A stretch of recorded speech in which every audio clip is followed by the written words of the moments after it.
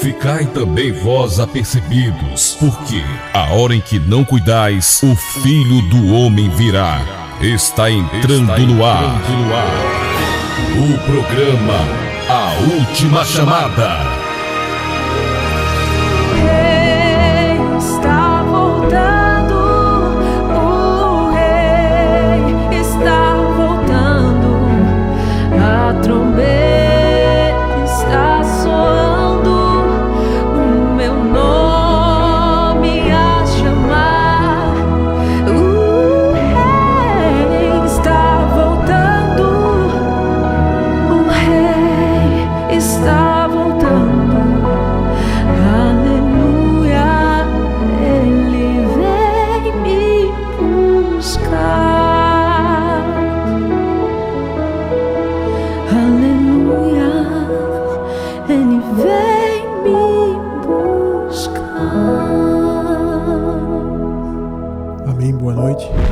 Graça e paz do Senhor Jesus alcance todos vocês que estão conosco no programa Última Chamada. Hoje não deu nem tempo de enviar os lembretes aí na lista de transmissão. Peço perdão a todos, mas graças a Deus estamos aqui, né?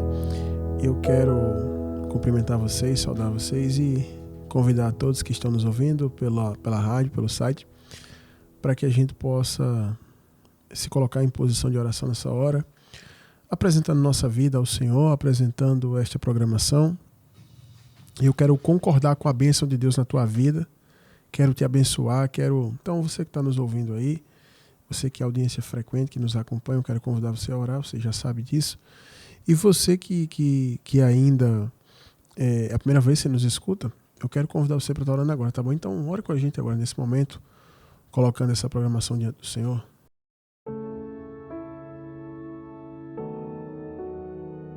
Senhor, meu Deus e meu Pai, nós queremos colocar a nossa vida diante do Senhor, a minha, dos ouvintes, da missionária, de todos os irmãos, Pai, de todos os servos e servas tuas, Senhor, que fazem parte dessa programação, dos ofertantes. Toma a nossa vida em tuas mãos nessa noite, Senhor. Escuta a voz do teu povo, Pai. Escuta não a voz que sai dos lábios, Senhor, mas aquela voz, Pai, que o Espírito Santo ela consegue transmitir ao Senhor com gemidos inexprimíveis, de forma que o teu Espírito, Pai, leva a ti as nossas necessidades mais profundas, Pai. Então nessa noite, Pai, nos escuta, nos ouve. Olha para esses servos, para essas servas, esses homens, mulheres de Deus, Pai, que estão agora conectados, Pai, desejosos de ouvir a tua direção, a tua resposta, o teu conselho, de ouvir, Pai, até a tua repreensão, Pai. Então fala conosco nessa noite, meu Deus. Distribui, Pai, gratuitamente, Pai, as tuas bênçãos maravilhosas sobre nós, Pai, nos atendendo das nossas necessidades, Pai. Nos atende, Senhor, porque o Senhor é riquíssimo e nós somos pobres, Senhor, carecidos do Senhor, Pai. E o Senhor disse que bem-aventurados são os pobres de espírito, Senhor. E nós estamos aqui nessa condição, querendo mais do Teu Espírito, Senhor. Então, nos dirige em tudo, Pai. Coloca por terra todo tipo de empecilho, Pai, de embaraço. Tudo aquilo, Pai, que o adversário faz para tentar, Pai, fazer com que a Tua voz não chegue para o Teu povo. As pessoas que estão aflitas, que estão agora enfermas, Pai, precisando, Pai, de uma oração, precisando, meu Pai, de um clamor, precisando, meu Pai, de uma visita, Pai, que desça um anjo ali onde aquele homem, aquela mulher tá, Pai, toque-lhe a carne, para que seja sarado, meu Pai, como o Senhor fez essa semana, Pai, na Tua serva, quando nós oramos e o Senhor tocou, Pai. Então toca naqueles que agora com fé, Pai, estão orando, estão enfermos, estão gemendo, Pai, dá ordem aos Teus anjos de cura, Senhor, para que desça ali onde aquela pessoa tá, manifestando a sua fé, e que o Senhor toque-lhe a carne, e essa pessoa seja sarada, meu Pai. Começa a mover nessa hora para que portas, Pai, sejam abertas, para que situações, Pai, sejam criadas, Pai, situações que não existem, que elas se criem agora, que elas se formem para dar vitória ao Teu povo, Pai, para criar o ambiente da vitória para o Teu povo, Pai, porque pela fé nós já chamamos as coisas que não são como se fossem, Pai. Então dá vitória para aqueles que buscam, Pai. Tem pessoas que estão lutando há muitos anos, batalhando, Pai, acreditando, Pai, na vitória. Então dá vitória ao Teu povo, cria situações, abre portas, destrava, Pai, bênçãos no mundo espiritual, Pai. E que Teu povo seja agraciado, Pai, pelo Senhor, e que venha dar testemunho, Pai, do que o Senhor fez, Pai. Nós invocamos o Teu nome nessa fé, Pai, pedindo perdão pelos nossos pecados, Pai, pedindo que o Senhor nos purifique, que não haja barreira entre nós e o Senhor, mas que a nossa voz aqui seja ouvida, Pai, e que o Senhor possa estar conosco, falando com a gente, nos direcionando, Pai, que a Tua voz, Pai, que a Tua palavra, Pai, que o Teu poder, Pai, se manifeste essa noite e que Teu nome seja glorificado através da libertação, da resposta, da vitória, Pai, de tudo mais que o Senhor queira operar nessa noite, Pai. Toma a vida dos ofertantes nas Tuas mãos, Pai, abençoa tremendamente, continua dando saúde, abrindo portas, provendo, cuidando, livrando, Pai, esse Teu povo, Pai, e eu te peço, Pai, pelo propósito dos 300, Pai, alcança as pessoas que estão fazendo parte desse propósito, atende, Pai, a súplica ao propósito colocado no altar, Pai, e glorifica o Teu grande nome, Pai, através desse propósito dessas pessoas, Pai, assim que nós te oramos, entregando toda essa programação ao Senhor, em nome de Jesus, amém.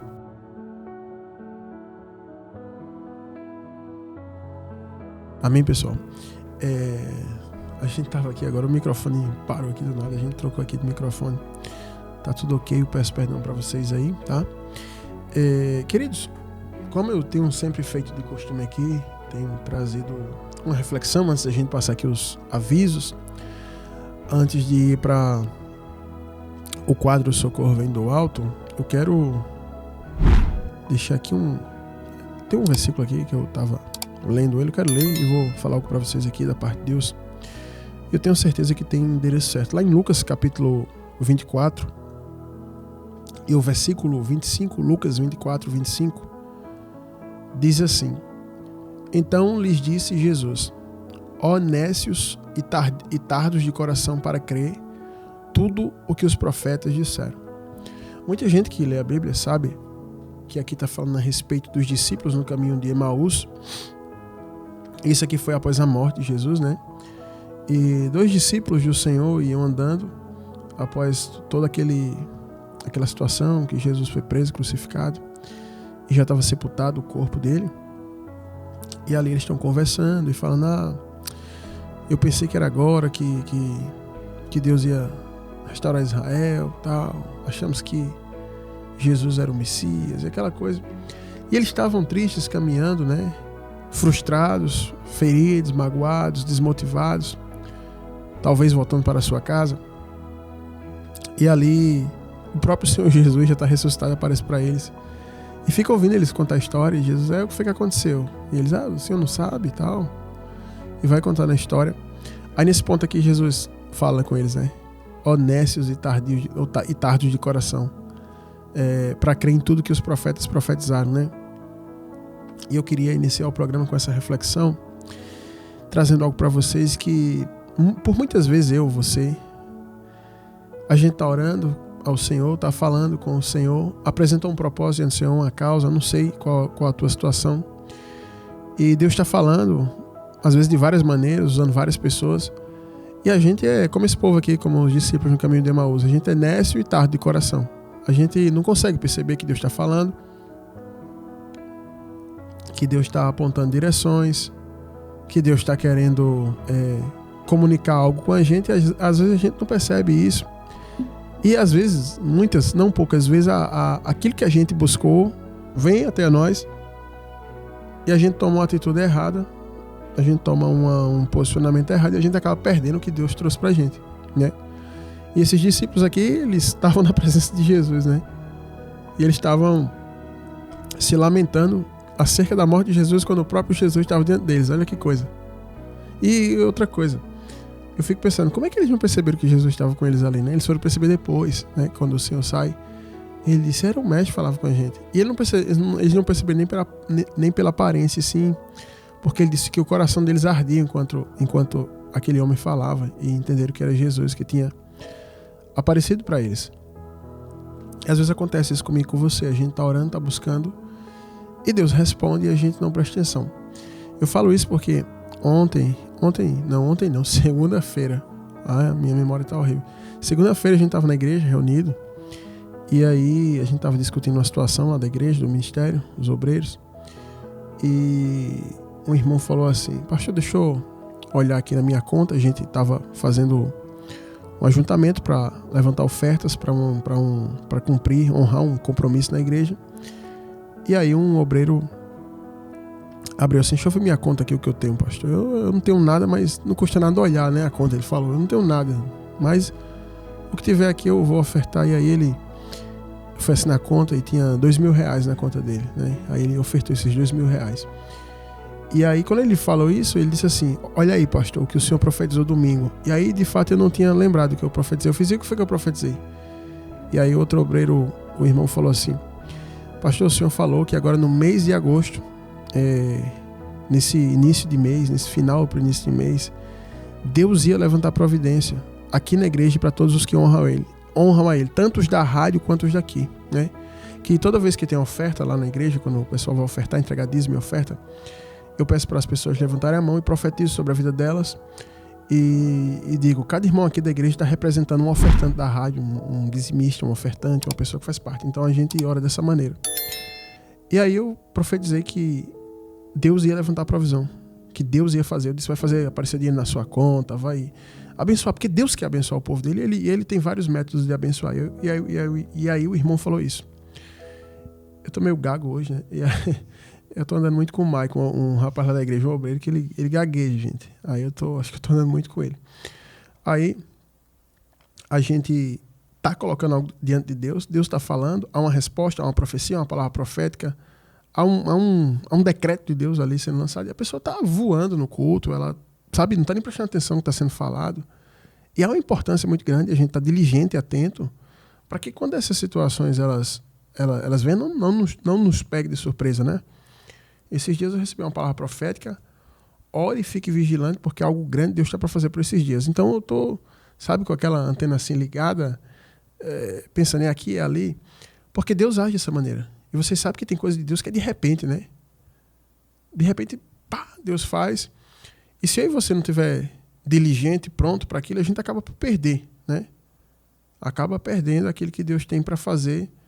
E não poucas vezes eu e você tá como esses discípulos no caminho de Emaús. A gente tá andando com Jesus, ele tá apontando o caminho, a direção, falando com a gente, e às vezes a gente não tá prestando atenção em nada, a gente tá totalmente alheio ao que Deus quer fazer. E também não poucas vezes a gente ora e coloca algo diante de Deus e a resposta já chegou, a gente já esqueceu que a gente tinha orado, né? Então é importante demais a gente estar atento, pessoal, principalmente nesse tempo final, nos últimos dias que nós temos vivido, que são tempos trabalhosos. E Deus tem feito obras assim grandiosas e obras de pressa na vida de muita gente. E a gente precisa estar muito atento para tudo. Isso é para o casamento, entendeu? Às vezes está solteiro, e você ora para ter um cônjuge, né? Porque ninguém foi feito para ficar sozinho. E as situações, Deus não vai escolher ninguém para você, nem para a mulher, nem para o homem. Dizer: ó, esse aqui é o teu, como o pessoal lança a profecia aí. Mas Deus coloca a gente diante de situações onde nós vamos fazer nossas escolhas. E às vezes Deus nos colocou num lugar muito bom, para que você possa atentar e Deus honrar você aí nessa empreitada de conseguir alguém. E às vezes você não vigia. Por exemplo, quando eu conheci a missionária, eu também estava orando, pedindo a Deus que enviasse alguém para a minha vida, mas quando eu conheci ela, no momento que eu estava totalmente mergulhado na obra, inteirado na obra, e tinha muita responsabilidade na igreja que eu congregava, e eu conheci a missionária, mas mesmo dentro daquele cenário ali, eu não deixei de entender. Eu fiz: isso aqui pode ser uma bênção para a minha vida e para o futuro. E às vezes uma oportunidade assim passa. Por exemplo, digamos que eu não tivesse sido diligente, atento a ter encontrado uma pessoa assim como ela e deixar passar. E aí quando fosse, tipo, no futuro, talvez aqui hoje eu estaria solteiro aqui, falando com vocês aqui solteiro, depois desse tempo todo que eu estou com ela, 16 anos. Estaria solteiro, porque às vezes a gente deixa a oportunidade passar. Eu tenho um amigo que eles, assim, queria um cônjuge, uma pessoa para estar com ele, e ele às vezes se colocava diante de várias situações que a gente falava assim: aquela irmã ali é uma bênção, olha, é a mulher de Deus, tal, e ele andava sempre como se fosse no mundo da lua, e passava, e aí às vezes você deixa passar tanta oportunidade boa que Deus coloca diante de você e de repente abraça uma coisa ruim, né? Isso também é na área financeira, sabe? Tem um momento correto, missionário, para se abrir um negócio, sabe? Porque Deus, ele é o mesmo da Bíblia, ele continua abençoando o povo dele e tal. E a Bíblia vai dizer em Eclesiastes que o coração do sábio discerne o tempo e o modo. E às vezes você está falando assim: eu quero abrir um negócio, e Deus está soprando o vento certo, o tempo está propício, e a pessoa não consegue entender. Aí fica: eu não sei se é agora, não sei se depois. E aí, sempre que a dúvida entra, o diabo adora esse momento da dúvida, e aí o diabo entra no meio da situação para confundir ainda mais. Então a gente precisa estar ligado. Se você que está me ouvindo agora Se você está num propósito de oração, se você fez um voto com Deus, se você está fazendo parte, por exemplo, do propósito dos 300, enfim, alguma coisa, você tem que estar ligado. Tem uma irmã aqui que ela mandou testemunho, a irmã Amanda, ela tinha feito um propósito para conseguir trabalhar na área dela, né, que era a área de saúde, e aí ela tinha estudado para isso, e aí ela ficou e aparecia uma coisa outra, e dizia, pastor, será que é isso? Essa mulher aqui vai chamar e tal? Calma, vamos orar e Deus, vamos ver o que é que vai ser. E aí no momento certo, ela entrou ali num espaço que só passava uma gilete, e ela entrou ali dentro e está abençoada. Hoje ela mandou o dízimo dela, e ela tinha de dizer, pastor, meu sonho é ser dizimista, né? Meu sonho é ser dizimista, e Deus alegrou o coração dela atendendo a isso. Mas ela teve que ficar atenta, diligente, se ela estivesse dormindo, né? Porque às vezes, missionário, tem coisa que Deus faz assim, você está lá, há muito tempo a porta está fechada, e de repente alguém fala assim, olha, manda essa pessoa vir aqui de 2 horas trazer o currículo assim, de repente está feito. De repente você está até às vezes no mesmo dia trabalhando, que já aconteceu.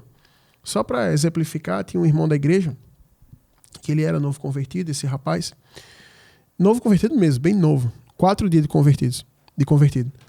E ele era envolvido com crime, com essa coisa do tráfico, das drogas, e ele queria arrumar um emprego, deixar essa vida, né, porque ele tinha se convertido, já tinha deixado na realidade, e queria trabalhar honestamente. E aí ele estava na frente de um grande supermercado, onde ele disse que ia começar a embalar, ficar lá como embalador, enfim, carregar a feira da pessoa até o carro para ganhar uma gorjeta. E aí ele falou que estava lá na frente, contando o testemunho dele no culto, falando que estava lá na frente e dizendo, Senhor, me dá um emprego, me dá um emprego, me dá um emprego. E esses 4 dias que ele era crente, ele disse, eu não vou mais traficar, não vou mais fazer isso, me dá um emprego, me dá um emprego. E o dono do mercado parou lá, esse W4 dele, desceu e olhou para ele assim, fez, vem cá. Aí chamou ele, fez, carrega essa caixa aqui, carrega aquilo ali, ele foi carregando. Aí quando ele terminou, fez, entra aqui. Tu quer trabalhar? Aí ele fez, eu quero. E é raro um dono do supermercado grande fazer isso, né? Quem trata do emprego é o RH, é outra pessoa. Ele fez, então, traz o teu documento ainda agora, daqui a pouco, que eu vou colocar você para trabalhar aqui. Aí ele disse, eu não tenho documento. Olha só. Aí o cara fez, tu não tem identidade, não tem o CPF, tem ou não? Tu tem o quê? Ele fez, tem um registro. Aí tirou na carteira, o registro de nascimento. O cara já com mais de 18 anos. Aí o cara fez, olha, pega esse dinheiro aqui, vai ter esse documento, e assim que tu tiver com esse documento, volta aqui que eu vou te empregar. Foi uma coisa do céu, foi uma coisa do céu. A chance de socorrer é 0, de forma natural. Foi Deus. E aí ele correu atrás, foi diligente em tudo, pedindo direção a Deus, e para resumir, com uma semana ele estava empregado, e contando esse testemunho no culto, né, e o pessoal muito alegre. E a partir de uma palavra desse testemunho, o pessoal começou a ficar antenado, o que é que Deus queria fazer. E aí você começa a enxergar a porta, começa a enxergar a possibilidade. Às vezes a gente está como preguiçoso, deitado no sofá, com o controle remoto na mão, e está com preguiça até de apertar o botão para trocar de streaming, de canal, sei lá o que é que você está fazendo aí no seu controle. E às vezes a vida do crente se torna como a vida desse preguiçoso, está no sofá, né? Desse homem obeso, inerte, parado ali, esperando alguma coisa acontecer. Então a gente que ora, a gente que busca, a gente que faz proposta, a gente que sobe monte, a gente que jejua, a gente que abre o coração com honestidade, sinceridade para Deus, a gente precisa estar pronto, precisa estar aplicado, precisa estar diligente para acontecer as coisas. Eu falo para vocês que teve muita coisa na minha vida que aconteceu, que eu estava atento e recebi, mas também tiveram situações que eu estava realmente dormindo, entendeu? Parece que eu estava, assim, pelas decisões que eu tomei, e acabei perdendo muita coisa que Deus queria fazer. Mas tudo isso fica de lição para nós, né? E hoje eu estava com essa palavra, porque eu achei muito interessante você ter profetizado no domingo e na segunda um membro da igreja falar assim, aqui, ó, dá aqui a profecia do domingo, já aconteceu comigo, sabe? Então às vezes é assim, eu lembro que teve uma vigília lá na igreja e essa vigília foi bem pouca gente, sabe? E Deus falava muito comigo sobre causa na justiça. E eu pedi que fizesse uma fila, todas as pessoas que tinham causa na justiça. A vigília foi do sábado para o domingo. E aí eu profetizei que causas na justiça seriam liberadas. Eu disse, por esses dias, causas na justiça vão ser destravadas. Eu profetizo agora. E comecei a orar e a profetizar. Levante sua mão para receber, missionário. Tinha gente com a mão abaixada. Tinha gente mexendo no celular. Tinha gente com a mão abaixada. Tinha gente, eu fiz, sabe? Eu fiz essa pessoa não estar atenta. E aí teve gente que levantou a mão. E aí, quando foi na segunda-feira, eu recebi uma ligação da advogada e ela falou que uma causa minha tinha saído na justiça e que o dinheiro já estava na conta para tirar. Então, na segunda-feira à noite, eu já estava com dinheiro na minha conta, né? Então, às vezes, a gente precisa estar atento ao que Deus quer fazer. E isso faz parte da dinâmica de Deus. Essa coisa hoje da igreja gospel, que o teu trabalho é descansar, descansa no Senhor. Só o que tem, só o que se canta, que se fala hoje é isso. Espera, descansa. Não, você tem que estar diligente, você tem que fazer a sua parte e esperar Deus fazer a parte dele. É assim que funciona com Deus. Você faz a sua parte e o Senhor faz a parte dele. As coisas funcionam dessa maneira no mundo de Deus. Então você tem que ficar atento, ficar atenta, ficar ligado no que Deus quer fazer, tá certo? Então, a reflexão que eu tenho para deixar para você é essa. Fique diligente, não seja como os discípulos no caminho de Emaús, que de repente você pode estar andando lado a lado com Jesus e não perceber que é ele, né? Você pode estar lado a lado com a oportunidade que você pediu a Deus, lado a lado com a porta que você pediu para estar aberta, lado a lado com a pessoa que Deus quer, que Deus colocou ali para você tomar uma atitude de casar, de mudar de vida. Enfim, pode estar acontecendo muita coisa ao seu redor aí, você não enxerga, como Sara, né? Sara não, como Agar. Agar estava chorando, eu vou chorar aqui que meu filho vai morrer, eu não quero olhar para ele. Teve que descer um anjo do céu para dizer, a fonte está aqui do lado, do lado. Ela estava do lado de uma fonte de água chorando porque o filho ia morrer, que não queria ver a morte do filho. O anjo desceu e fez, a fonte está aqui, do lado da senhora aqui. Então, às vezes, a gente está como esse pessoal, entendeu? Porque isso acontece comigo, né? Isso não é um crime, não. Mas, por meio dessa negligência da gente, por essa falta de vigilância, de atenção, a gente acaba perdendo algo, né? E o meu desejo hoje, trazendo essa mini reflexão aqui para você, é que você fique atento, porque eu acredito que tem pessoas aqui que estão me ouvindo, que Deus tem coisas grandiosas para fazer por esses dias, né? Eu acredito nisso. Eu acredito que Deus sempre manda o aviso antes. O Senhor, ele avisa antes para que a gente fique preparado, atento. Por isso que ele fala vigiar e orar, né? Então ele manda vigiar primeiro e orar depois. Então fique vigilante, fique atento que por esses dias tem resposta, tem direção de Deus.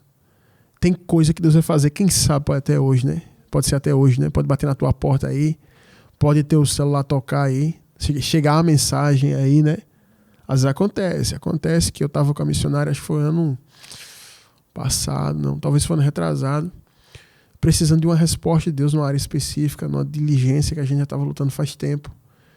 E de repente, assim, uma coisa, numa tarde acontece rapidamente, uma coisa que, na minha visão, na dela, não tinha mínima capacidade, possibilidade de acontecer, por toda a circunstância que cercava a gente, mas você sabe que o crente, ele guarda nem que seja uma fagulhazinha de esperança, e aí de repente num dia normal acontece, já teve dia de acontecer no amanhã, do nada você acordar, e a oportunidade está assim, você levanta, troca de roupa, vai, pá, e Deus faz. Então, eu acredito que Deus está trazendo essa palavra aqui, que é para acordar algumas pessoas aí, que Ele quer abençoar você por esses dias, tá certo?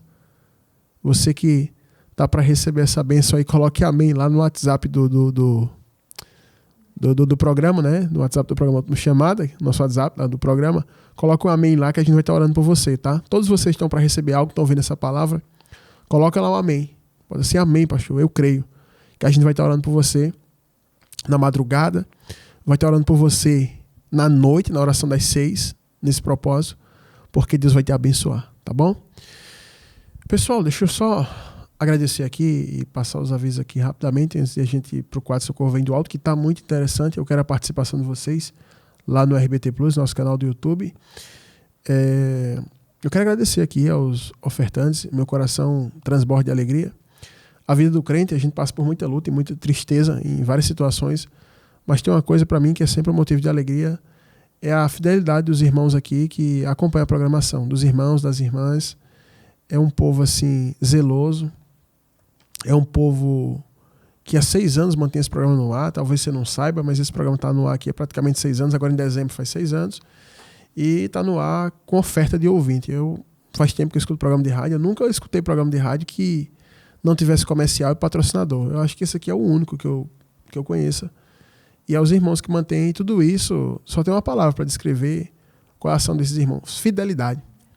E a Bíblia diz que os olhos do Senhor estão sobre toda a terra procurando os fiéis dela. Então, todos vocês que ofertam, podem ter certeza que a mão do Senhor está estendida sobre vocês para suprir, para amparar. E assim como vocês amparam a obra de Deus, vocês não ficarão desamparados. Eu sou muito grato. Você que é ofertante, que ainda não ofertou, faça sua oferta, isso é muito importante. Todos são importantes. Da pessoa que manda R$5 ao que manda mais, é importante. Todos vocês fazem parte disso. Talvez você não saiba, mas você foi uma pessoa que Deus escolheu para fazer isso. Deus diz, eu quero contar com essa pessoa, eu escolho essa mulher, eu escolho esse homem, e faz você participar disso. E talvez para você seja uma coisa muito simples você mandar a sua oferta. Mas naquele dia vai ter um galardão para você. E você vai dizer, Senhor, o que foi isso? Por que eu estou recebendo isso?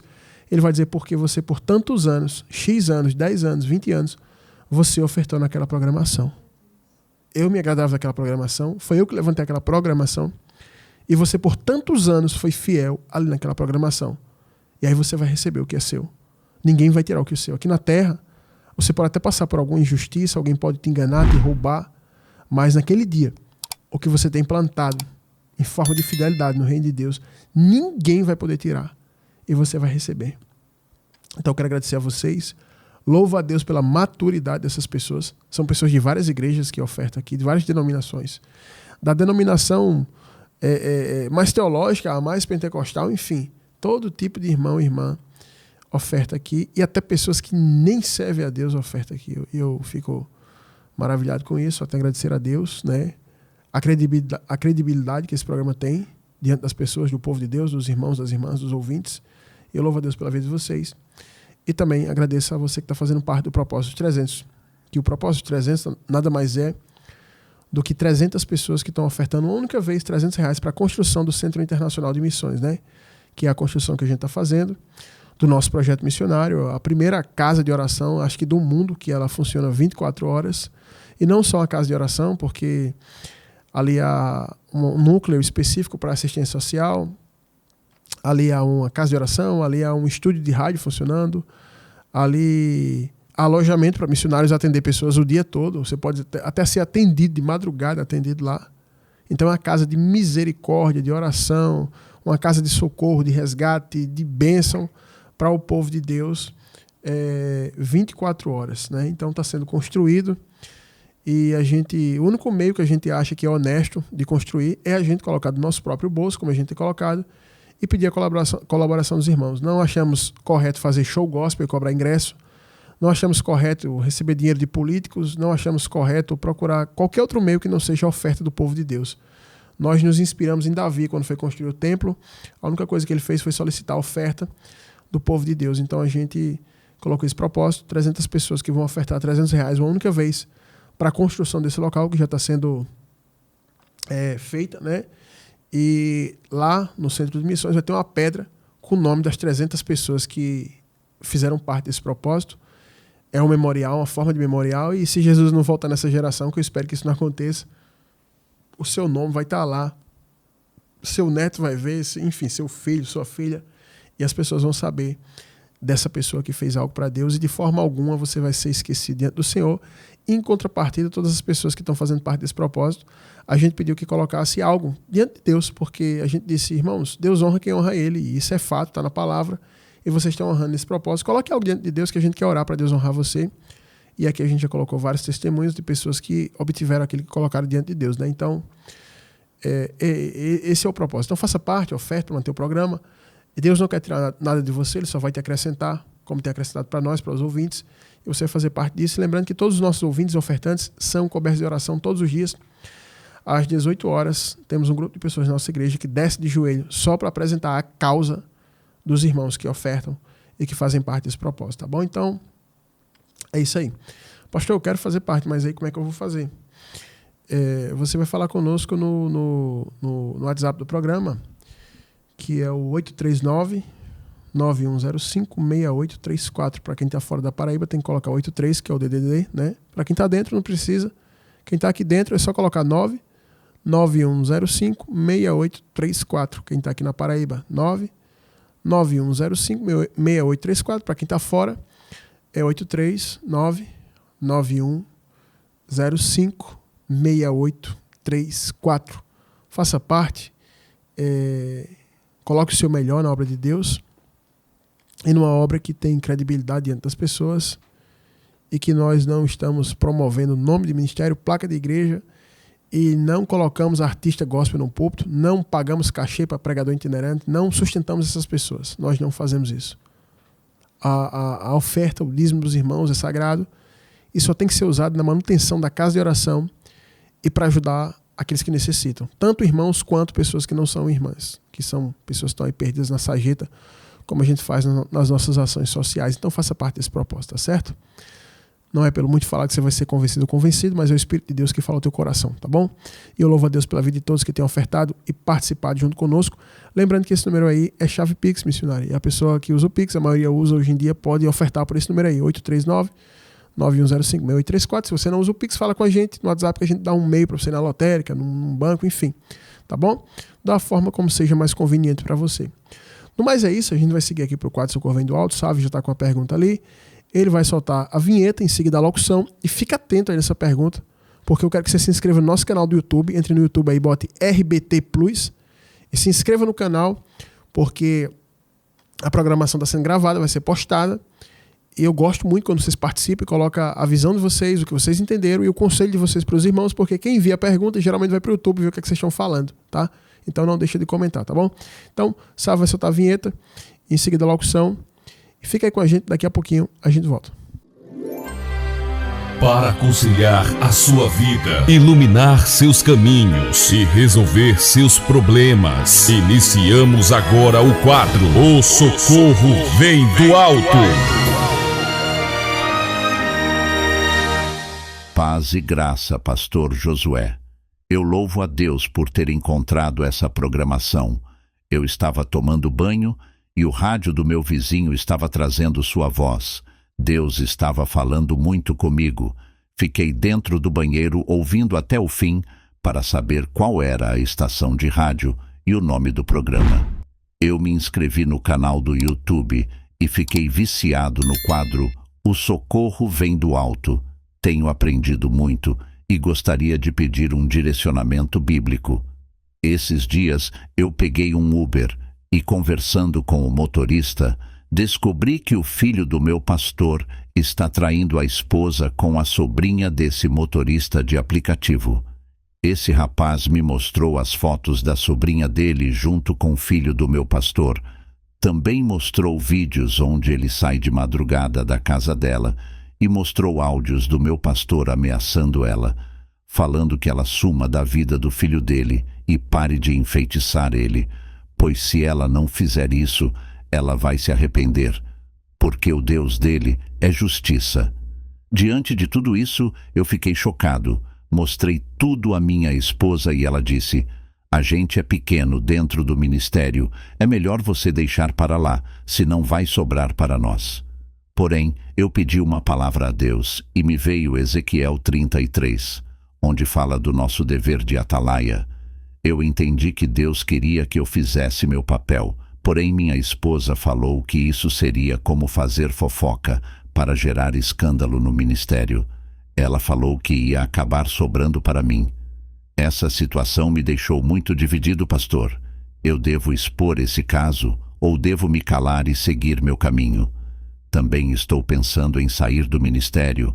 O senhor acha correto? Amém. Está aí a questão do nosso irmão. Antes de abordar aqui os pontos, eu quero agradecer a vocês que pegam o rádio, né, e faz como alguns irmãos fazem. Bota o rádio numa caixinha e aí vizinho escuta, o pessoal escuta, né? Tem irmãos que mandam para mim os vídeos aqui. Aqui, pastor, como é que eu tô aqui? Aí tem irmãos que tem comércio e coloca as pregações, né? Cortou só as pregações e coloca no comércio. Tem irmão que dirige aplicativo e coloca lá rolando bem baixinho pro passageiro ouvir, né? E tem pessoas que falam com a gente: não, ouvi o senhor num Uber. E eu quero agradecer a vocês, né? Já pensou a pessoa no banheiro ali, Deus falando com ela? Né? Bênção. Né? Então eu quero agradecer a vocês que fazem isso, vocês que compartilham, né? Que se inscreveram no canal do YouTube, que comentam, para que a gente possa estar levando a verdadeira palavra de Deus, né? A palavra que você entra no reino pelo arrependimento e Deus promove a mudança em você de dentro para fora, né? Tá escasso palavra e quando a gente acha é igual a ouro, né? Então eu quero agradecer a quem faz isso, quem fez essa gentileza, né? É bênção do céu, né? Teve um irmão que ele exagerou um pouco, pegou uma caixa e botou na calçada da casa e o povo vindo das igrejas, né? E tem aqueles irmãos que são meio fariseus assim, sabe? Que vivem no pecado, mas que se escondem atrás de uma roupa. E nesse dia eu tava falando em cima desse daí, Mateus 23, e o irmão meteu a caixa assim e disse que foi forte o movimento que Deus fez na rua dele, né? Então, Eu agradeço a você, né? E abordando aqui a questão do irmão, infelizmente, né, a gente fica triste com essas coisas que acontecem. Isso não era para acontecer no meio do povo de Deus, né? A gente é um povo que tem que dar exemplo, mas a gente cai, a gente erra, a gente falha, né? Qualquer um pode cair numa situação dessa, que o filho do pastor caiu. Agora, ficar caído é outra coisa, porque tem gente que erra e abomina. E tem pessoas que... Foi só uma orientação aqui. E tem pessoas que erram e abominam o seu erro e não querem mais continuar cometendo aquilo e se humilham, buscam a Deus e Deus ajuda. Já tem pessoas que erram e parece que está gostando de ficar ali naquele erro, de ficar naquela situação e aí não sai dela, né? Então, quando uma situação dessa acontece, a primeira coisa que a gente precisa examinar é esse cenário. Esse filho desse pastor, ele está precisando de ajuda, eu posso ajudar e chegar para ele e falar, olha, eu estou sabendo do que está acontecendo e eu vou te ajudar. Eu vou orar com você, eu não vou expor isso para como a esposa do irmão falou, para gerar escândalo, né? Eu quero te ajudar.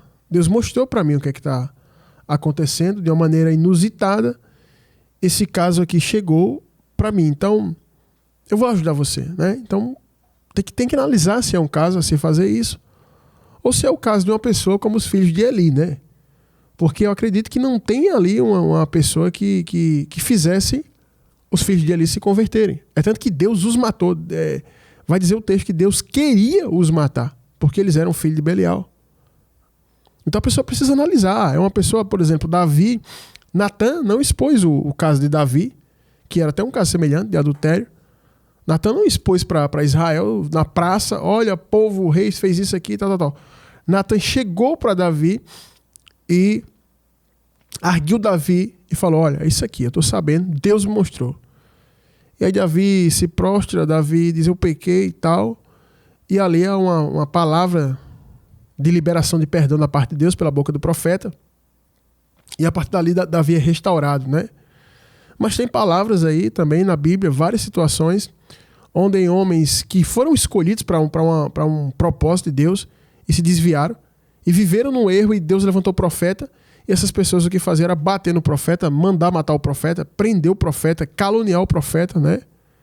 E aí eram situações que eram expostas, como Jeremias que profetizou na praça pública, Micaías profetizou na praça pública, Elias profetizou na frente das pessoas, entendeu? Então a gente precisa ter uma leitura. A primeira coisa que eu posso abordar e orientar, não só o senhor, mas tem vários irmãos que sabem de coisas horríveis que estão acontecendo na sua congregação, é que se Deus lhe mostrou é que ele realmente quer que você faça alguma coisa. Agora você precisa orar, ter cautela para buscar entender qual é o cenário, o que é que exige o cenário. É que eu vá lá e fale mesmo e exponha essa situação para que a comunidade, a congregação saiba, ou que eu chegue naquela pessoa e ajude-a. Porque quando eu falar, ela vai se arrepender. O primeiro ponto que eu abordo é esse, porque eu não posso chegar aqui e falar assim, olha, você vai ter que subir no púlpito, contratar um carro de som aí e dar uma volta no bairro e falar, não, eu não posso dizer isso. Por outro lado, eu não posso dizer o que a esposa do irmão disse, olha, você tem que ficar calado porque você é pequeno no ministério. Isso não importa, Deus não tem essa visão.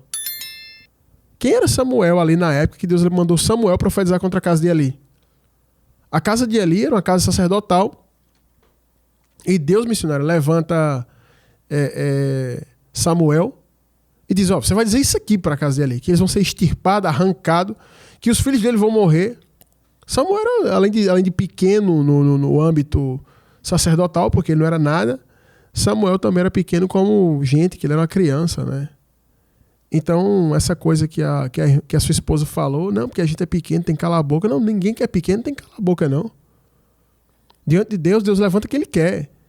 E o nosso Deus, geralmente, Ele gosta de levantar quem, missionário? Os pequenos. Deus sempre levanta a pessoa pequena. Se você reparar na Bíblia, Deus está sempre levantando pessoas que não têm uma estatura, uma posição social nem espiritual elevada, quando Ele quer que alguém profetize. O Espírito de Deus, quando vem, pega o menor e transforma num profeta, né? Então, se esse fato e esses detalhes chegou ao seu conhecimento, aí é porque Deus quer sim fazer alguma coisa, mas a grande questão aqui, o primeiro ponto que eu abordo é o que Deus quer fazer, né? O que é que Deus quer fazer? Porque aí existem possibilidades. Agora, a única possibilidade que eu não acredito que possa ser tomada foi a que você falou no final. Estou pensando em sair da igreja. Isso aí seria um ato de covardia, de omissão. Você fugir da situação, né? Então é melhor você soube o que está acontecendo, e aí você vai embora e foge. Isso aí seria um ato de omissão. E aí eu vou tocar isso aqui em outro ponto, eu vou abordar depois. Mas o que eu quero falar aqui é a primeira coisa, o que é que deve ser feito? Por que Deus te mostrou isso? Sempre quando Deus me mostra algo, eu pergunto assim, Senhor, é para quê? É para eu orar pela pessoa, é para eu chegar lá, para falar? Depende do que é que tá acontecendo, né? Então tiveram muitas situações que Deus mostrou e eu chamava a pessoa no particular, vem cá. E aí conversava com ela e tal, e a pessoa se arrependia. Agora já teve situação de eu falar no meio do culto, a igreja cheia de gente, e no meio do culto eu entregar o rolo, né? Lógico que não falando o nome da pessoa, não expondo a pessoa ali, mas falando, por quê? Porque a pessoa já estava zombando de Deus, escarnecendo. A pessoa estava escarnecendo até de mim, que era profeta. Dizendo, tá bom, você não é o profeta? Então ore a Deus para ver se ele mostra. A pessoa nem ora muito, entendeu? Então a pessoa tem que ter esse discernimento, ter essa cautela, para que você não seja o covarde que foge, porque aí você vai atrair a ira de Deus sobre você, e também para que você não seja o maluco estabanado que contrata um trio elétrico e começa a sair botando em todo canto, botando nas redes sociais, entendeu? E, enfim. Ou que você seja a pessoa que vai lá estender a mão para quem está caído no pecado e que ajuda.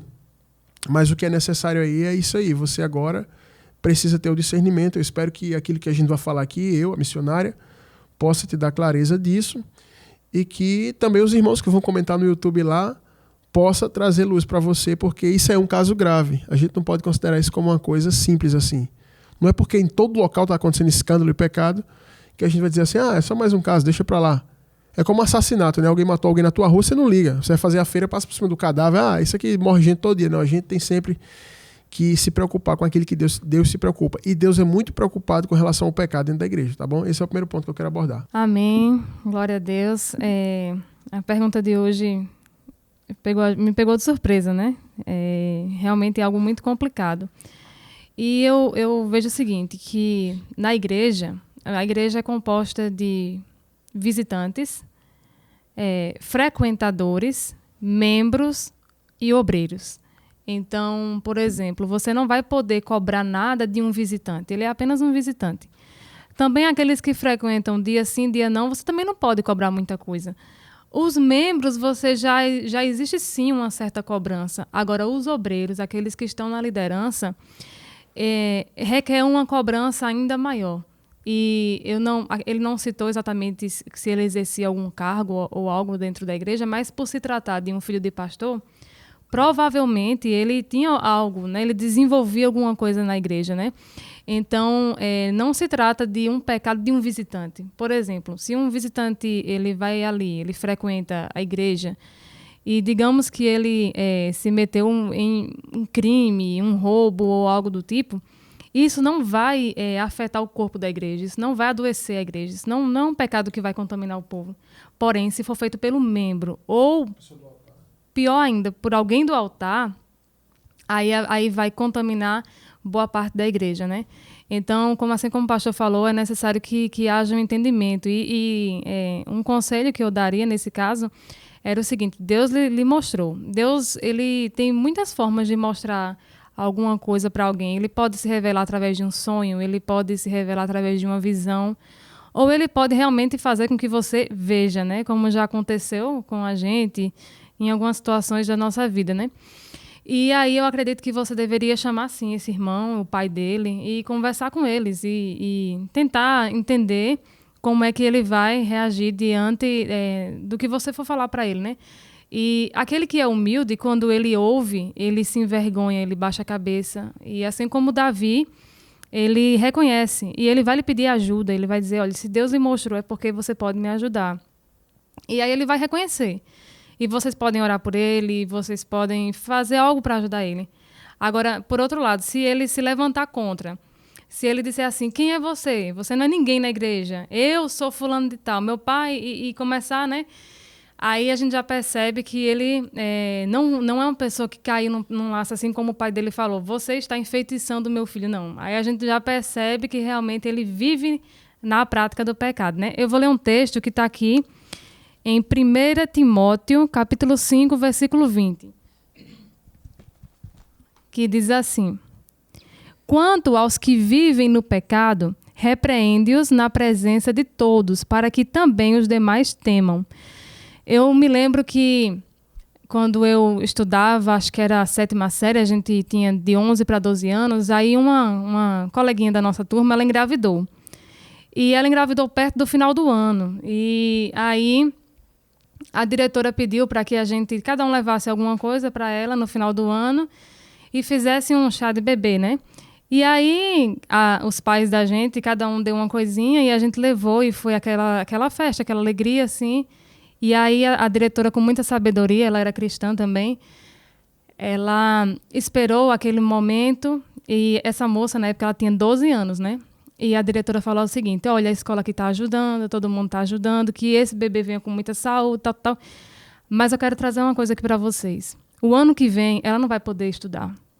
A partir de agora, a vida dela mudou. A de vocês, não. Vocês vão continuar estudando, vocês vão viver a adolescência de vocês. Aí ela disse assim: vocês querem isso para a vida de vocês? E com muita sabedoria, ela expôs aquilo ali e gerou temor no meu coração, gerou temor no coração de todo mundo que ia para a escola, né?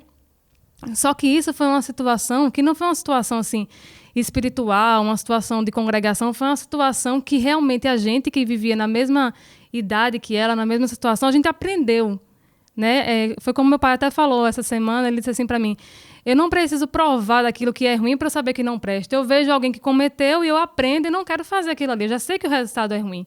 E aí a gente teve temor, né? E até hoje é tão sério isso que isso nunca saiu da minha cabeça. Realmente foi um aprendizado, né?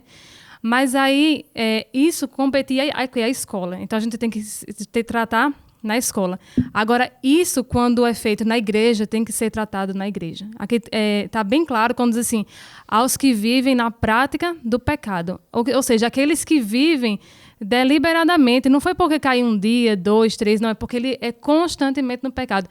Aí esse sim tem que ser exposto na presença de todos, para que todos temam. E mais, tem que ser exposto na igreja. Porque o que acontece? Muita gente, quando vê algo de errado na vida do outro, vai levar para a internet, faz um canal de exposição, faz um canal de escândalos. Isso aí, Deus não está nisso. Isso aí são pessoas que querem expor o outro e receber algum lucro. Então, Deus a intenção aqui é a cura. É a cura tanto da pessoa e a preservação da igreja. Porque lá em Provérbios diz o seguinte: não havendo profecia, o povo se corrompe. Então a gente tem que sempre tentar cuidar para que os irmãos eles não sejam afetados, né? Tinha um rapaz na igreja que ele trabalhava no mercado e ele trabalhava na parte de verduras. E ele disse que o trabalho dele era ficar toda hora procurando se tinha alguma verdura estragada para tirar do meio para não contaminar as outras. Então, parecia um trabalho insignificante, mas era muito importante. Ele tinha um tomate ali que estava estragado, ele tirava, e por aí ia, né? Então, sempre você encontrava ali verduras saudáveis. Mesmo assim, a igreja. A gente precisa olhar, a gente precisa ver onde é que está o problema e retirar. E tem 2 formas de retirar. A primeira é a pessoa retirando o pecado dela ou ela mesma saindo, se ela não quiser se arrepender, né? Então, é como o pastor falou aqui, você precisa analisar. Deus mostrou para você, não foi para a gente. Se Deus tivesse me mostrado ou mostrado ao pastor, a gente oraria e a gente teria discernimento, mas ele mostrou para você. Então, com discernimento, com sabedoria, você ore. E eu aconselho isso, converse com ele, converse com o pai dele e tal. Aí, sim, dependendo da reação dele, você pode tomar a próxima medida. Mas se Deus lhe mostrou, como o pastor falou, alguma coisa tem que ser feita. Amém, missionária, é isso aí. A gente precisa fazer essa análise. Agora, por outro lado, a gente não pode, como um ponto que me chamou assim a atenção, foi o que sua esposa disse, como esposa, como crente, dá um conselho de que você deixasse para lá, porque vocês são pequenos na igreja. Essa igreja é o quê? Uma empresa, uma fábrica, é um lugar político, né? Como no Brasil, a política é cheia de gente assim, tem o pequeno, tem o grande. Um está preso ao rabo do outro, né? Como se fala na linguagem política. Então, assim, essa parte aí, essa segunda parte é que o segundo ponto que eu quero abordar, né, é o que é que deve ser feito. E o que deve ser feito, nesse caso aí, né, você não pode ouvir a sua esposa nesse sentido. Porque eu observo que ela só está preservando duas coisas aí. O bem-estar de vocês dentro desse ministério, né, e o bem-estar dela. Mas ela não está pensando no que Deus quer. Ela não está pensando em nenhum momento no que Deus quer. Em nenhum momento ela falou assim, ó, Deus não gosta disso, Deus não gosta daquilo. A única coisa que ela falou é, cuidado, pode sobrar para mim, pode sobrar para você, e não promova escândalo. Isso não é promover escândalo. Promover escândalo não é isso. Porque se assim fosse, o que é que vai acontecer? Todo mundo que está sabendo de um fato pecaminoso, que contamina, que prejudica a igreja, todo mundo tem que ficar calado, porque se falar alguma coisa, é promoção de escândalo. Então todos os profetas da Bíblia eram promotores de escândalo. Porque o próprio Natan disse para Davi, olha Davi, o que tu fez no oculto, Deus te perdoou. Mas o teu filho vai fazer a luz do dia com as tuas mulheres. Então o que precisa ser feito aí, a primeira coisa que me estava falando sobre filho de pastor, geralmente filho de pastor não é crente, eu cresci com isso. Todo mundo sabe, filho de pastores são os piores. Eu não sei porquê, talvez porque o pai mima muito, né? Tipo, o pai mima, porque eu conheço pastores que eles sentam o cajado na igreja, mas com o filho parece que... Não sei o que acontece. Eu me lembro de um pastor, só para ilustrar isso aqui que eu estou falando, e endossar a minha fala, o filho de um pastor amigo, homem de Deus, homem piedoso, um pastor, o filho dele foi ensaiar com a gente. A gente tinha um estúdio dentro da igreja, um estúdio de música dentro da igreja, onde a gente ensaiava para os cultos e também para gravar nossas músicas, porque lá dentro do estúdio dava para gravar as músicas. E aí a gente estava precisando de um baterista, e aí o rapaz que tocava bateria não veio, e aí a gente, vamos chamar o filho do pastor tal, que ele sabe tocar. Aí chamou ele lá, esse rapaz chegou, tocava bem, foi uma bênção lá. O ensaio da gente é bem espiritual, é como se fosse um culto. E terminou o ensaio, e aí ele deixou o celular dele assim no local, e pediu para o irmão pegar, né? Pega ali meu celular. Aí o irmão pegou, estava desbloqueado, e tinha um vídeo pornográfico que estava rodando na hora. E aí o irmão pegou, deu o celular como se não tivesse visto nada e me contou. E aí eu fui falar com o pai dele, né? Porque esse rapaz só tinha 14, era 15 anos, era muito novo. E aí eu disse, com quem esse menino está andando? Porque é filho de um pastor, o pastor fulano é uma benção. E esse rapaz não pode estar assim. Aí eu fui conversar com o pai dele, falei. E quando eu comecei a falar, não, pastor e tal, porque seu filho é uma benção, toca bem, o rosto dele sorridente, amém, pastor Josué tal. Mas olha o que aconteceu assim no ensaio, tal. Quando eu comecei a falar o fato, o rosto do pastor começou a mudar. E aquele sorriso saiu, ficou uma cara de raiva, sabe? Parecia um ímpio. E aí começou a usar vários versículos e fazer justificativa de que o filho não estava errado.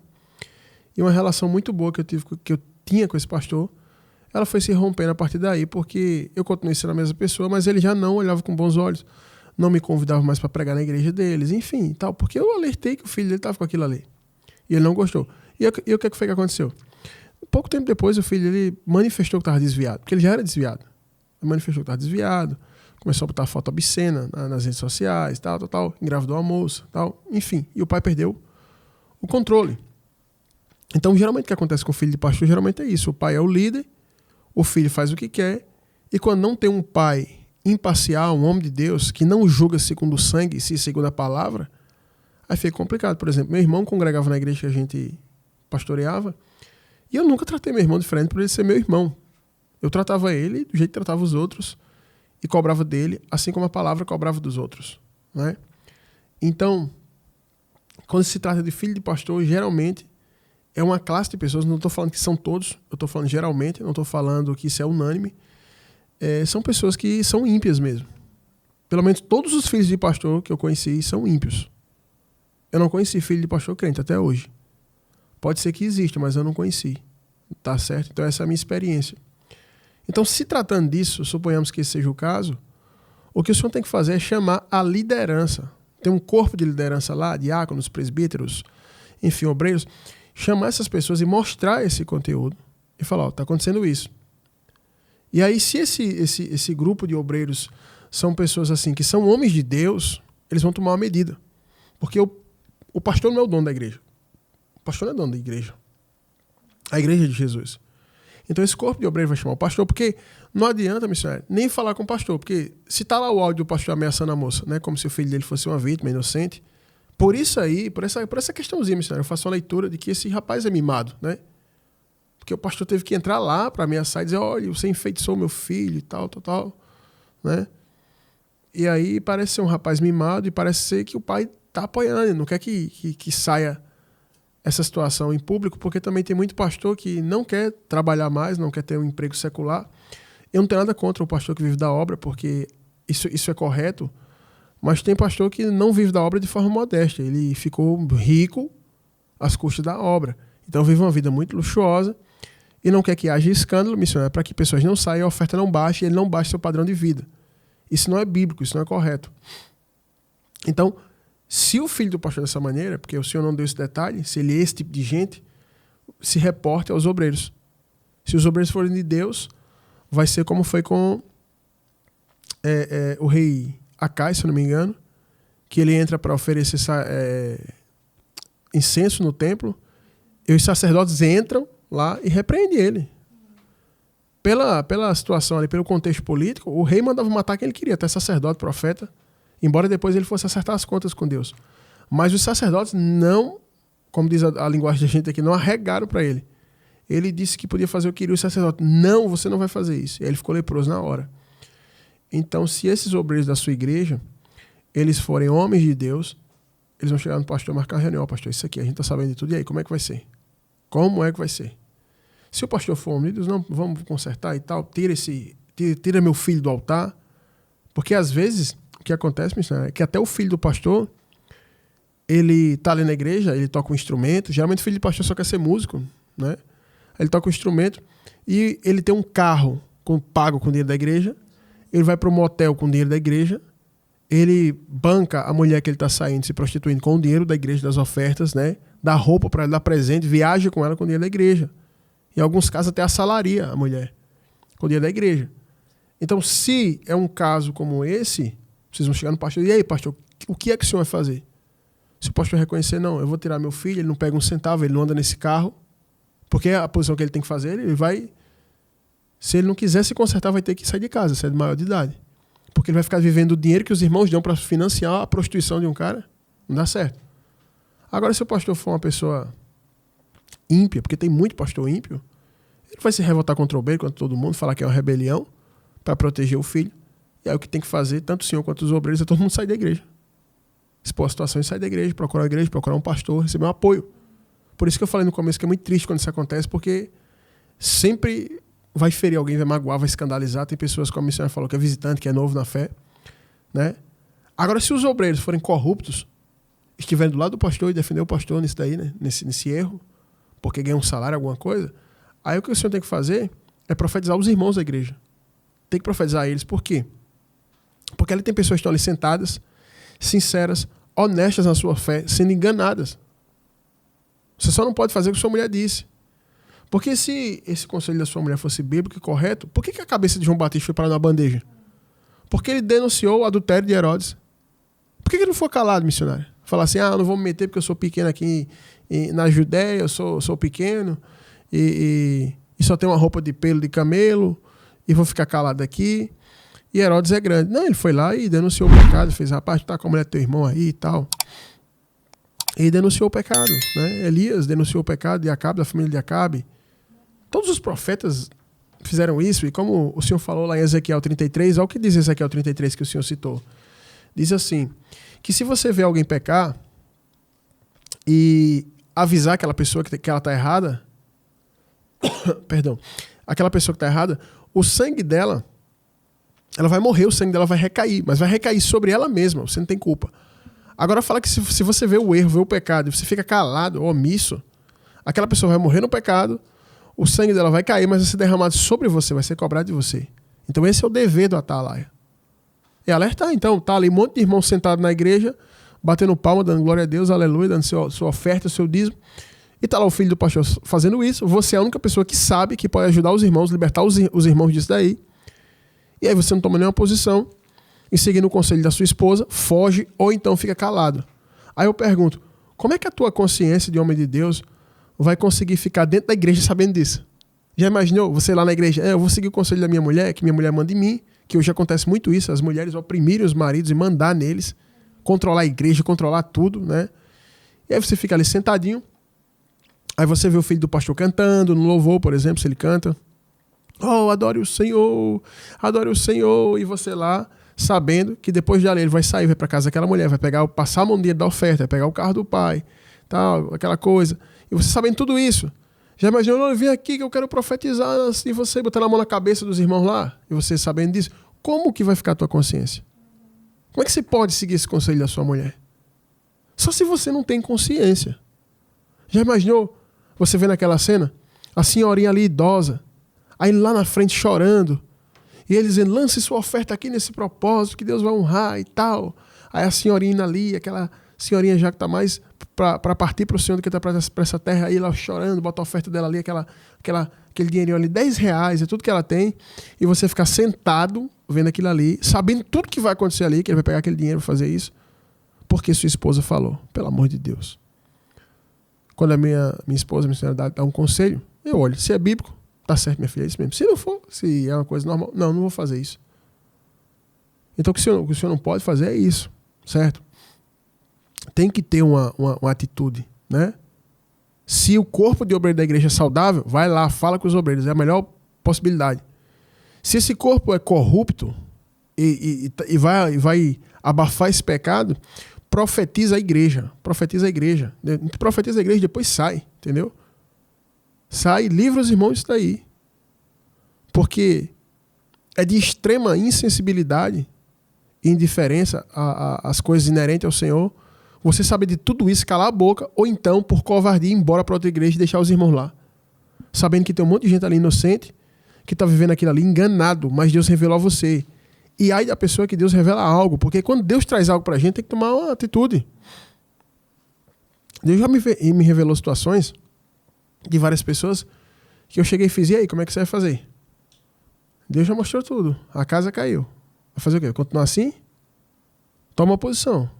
Que você sabe que eu não sou esse profeta que nem me vendo, nem eu vou me vender, nem eu vou me fazer que não vi, e eu vou logo entregar o rolo aqui.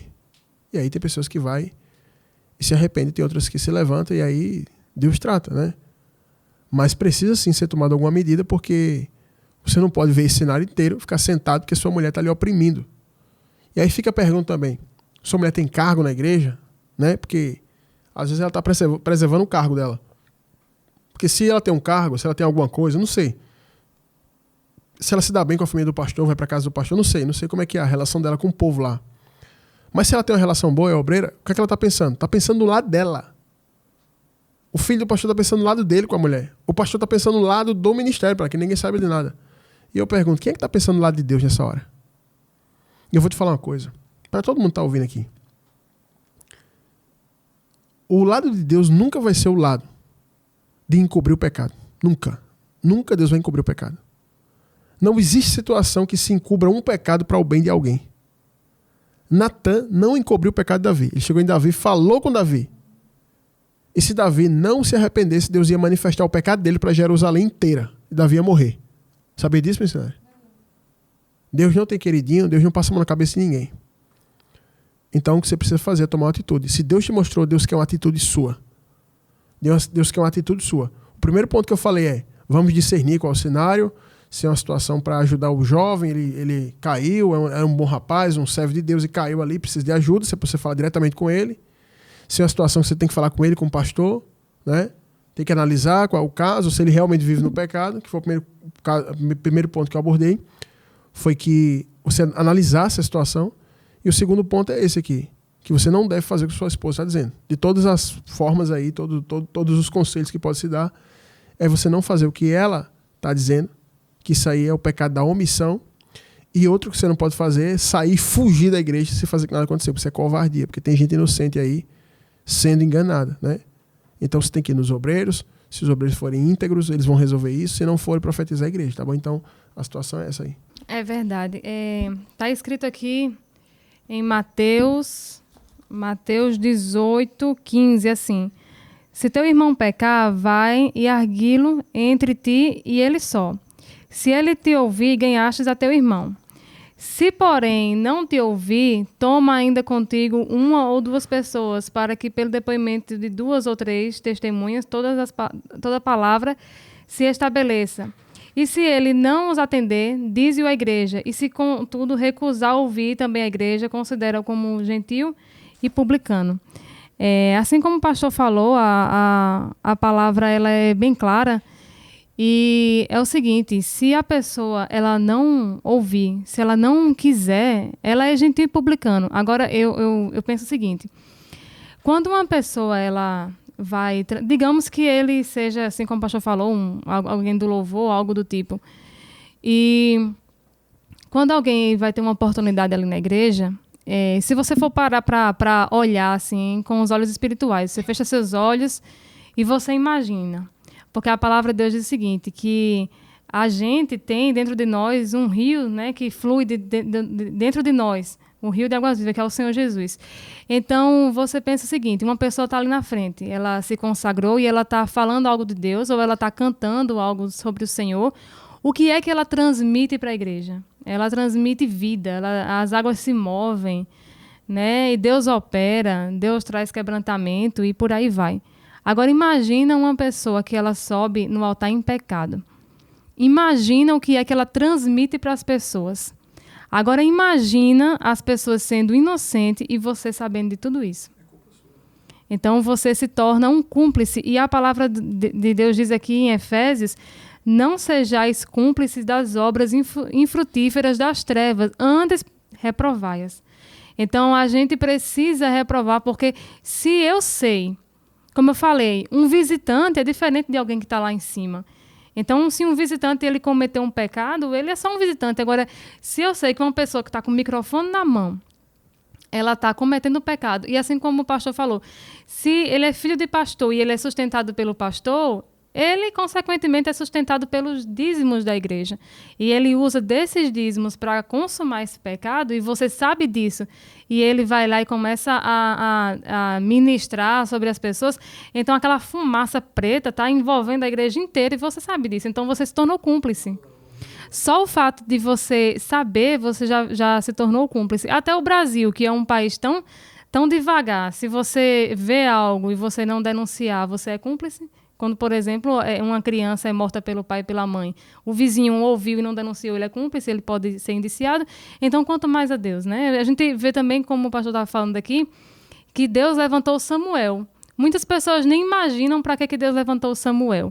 Deus levantou Samuel para morar ali no templo, só que nesse período, os filhos de Eli ainda eram vivos. Só que Deus já estava irado com os filhos de Eli, por tanto pecados que eles cometiam, embora o pai dele fosse sacerdote. Então, Samuel é levantado ali para combater isso. Imagina para Samuel combater aquilo ali. Imagina, ele sendo novo, e Deus levanta ele para ratificar uma profecia antiga de que os filhos dele seriam mortos por causa do pecado. Então, Samuel, ele teve coragem. Muita gente canta uma musiquinha de Samuel como se fosse algo bem fofinho. Samuel, Samuel, Deus te chama lá do céu, e ninguém tem a ideia do que realmente foi o que Samuel teve que enfrentar para ser fiel a Deus, porque ele poderia...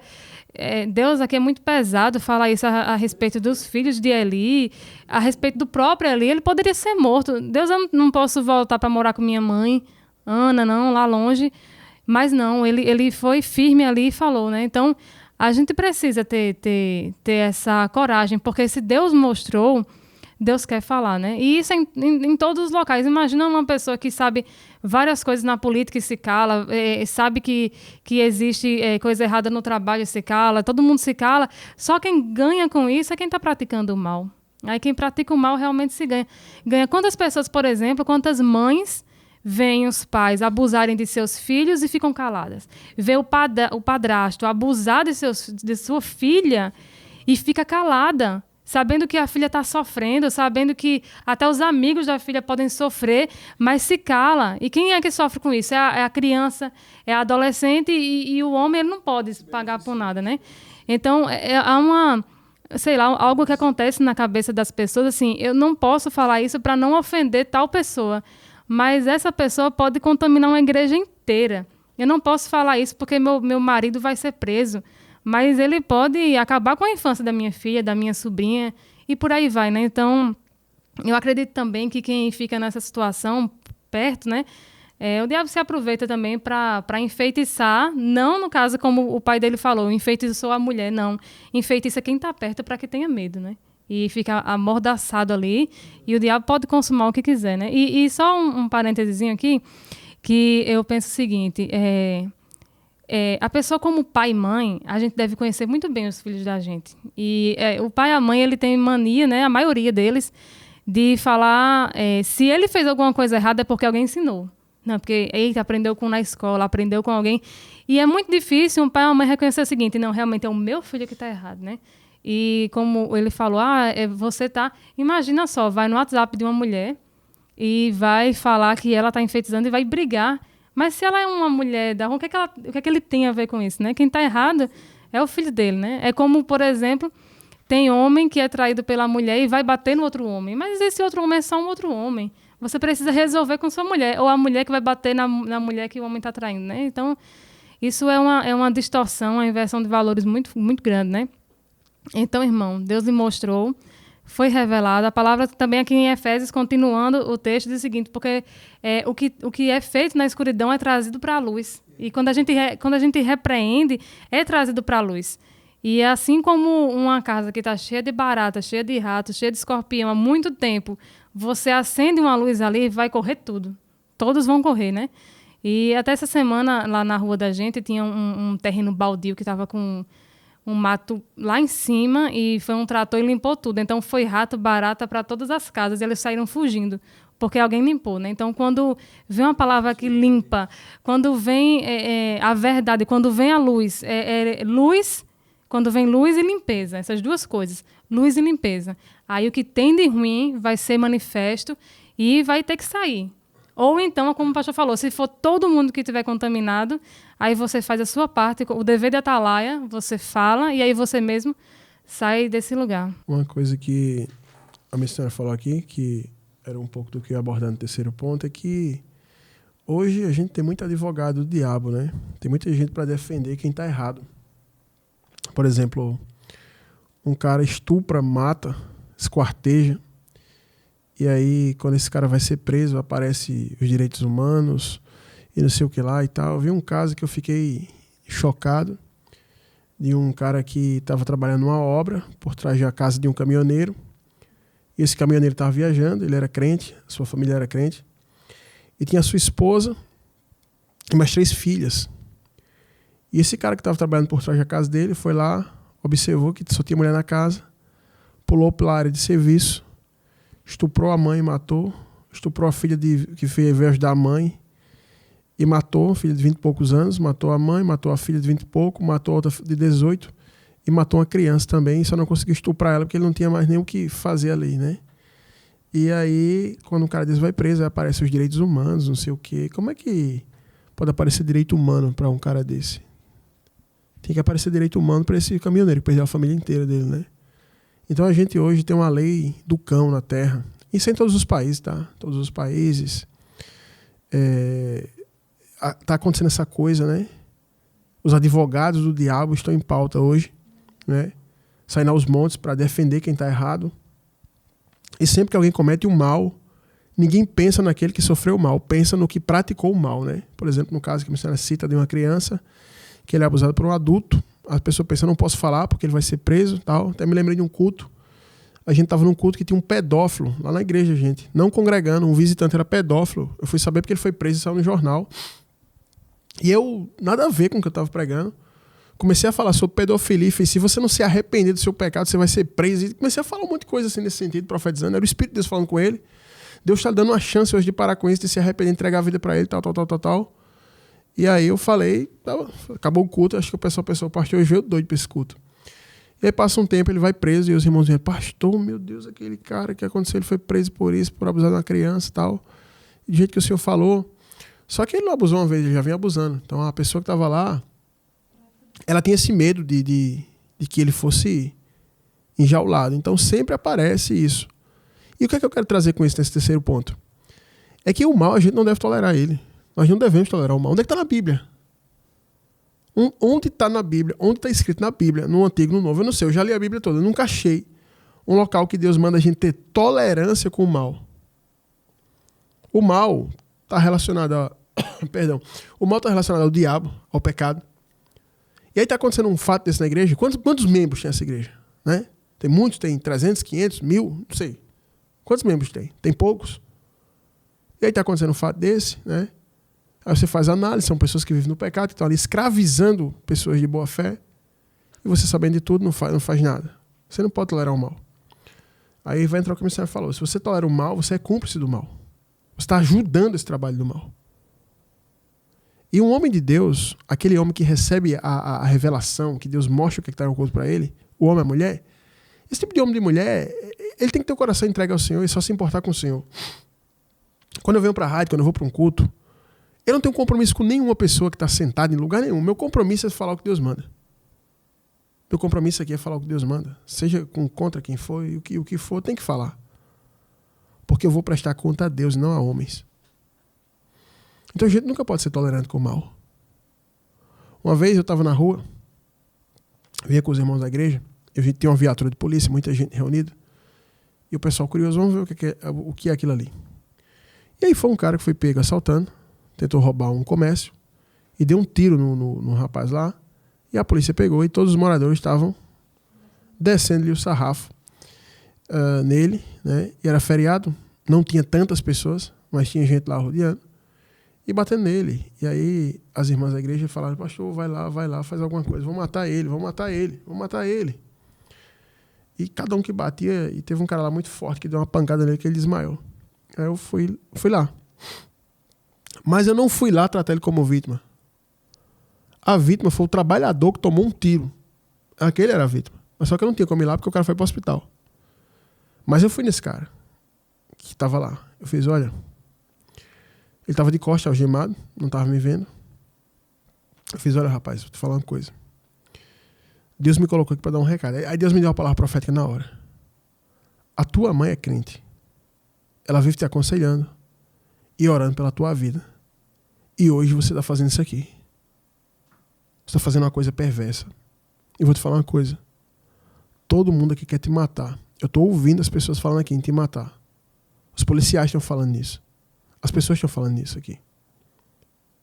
Eu sou o único servo de Deus que está aqui. Eu estou dando uma palavra. Se arrependa agora, faça uma aliança com Deus.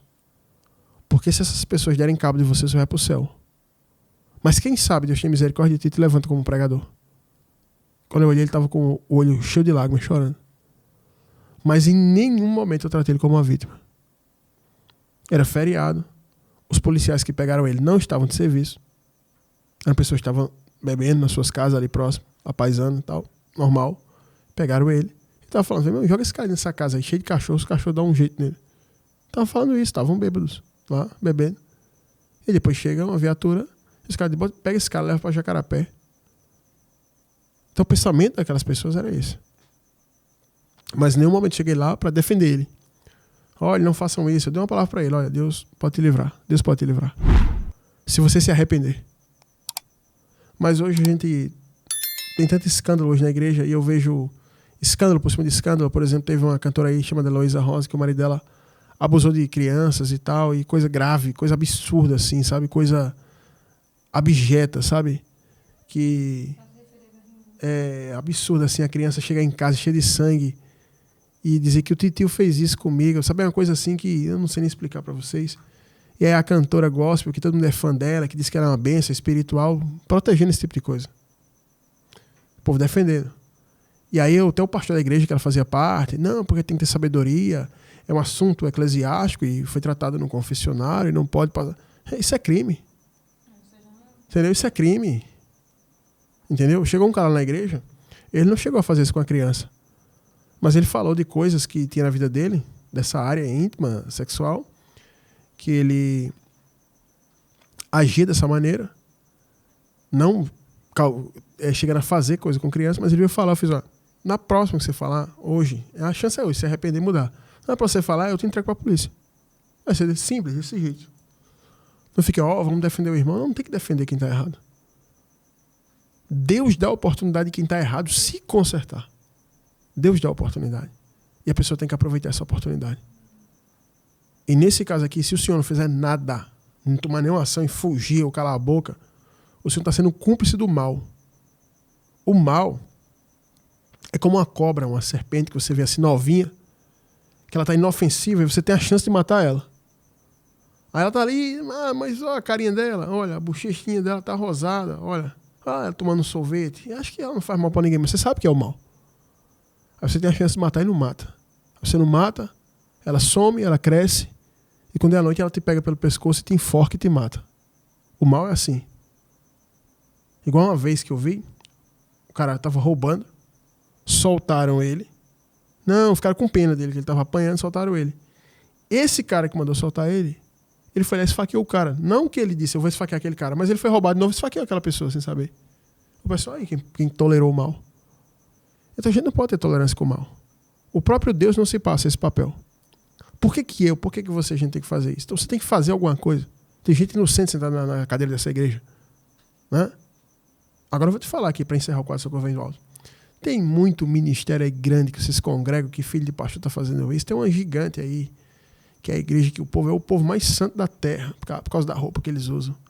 O filho do pastor presidente é envolvido com politicagem, com maracutaia, é ímpio, recebe dinheiro da igreja, engravidou uma mulher de presbítero. Todo mundo fica como se nada tivesse acontecendo. Porque há maior politicagem lá dentro. Entendeu?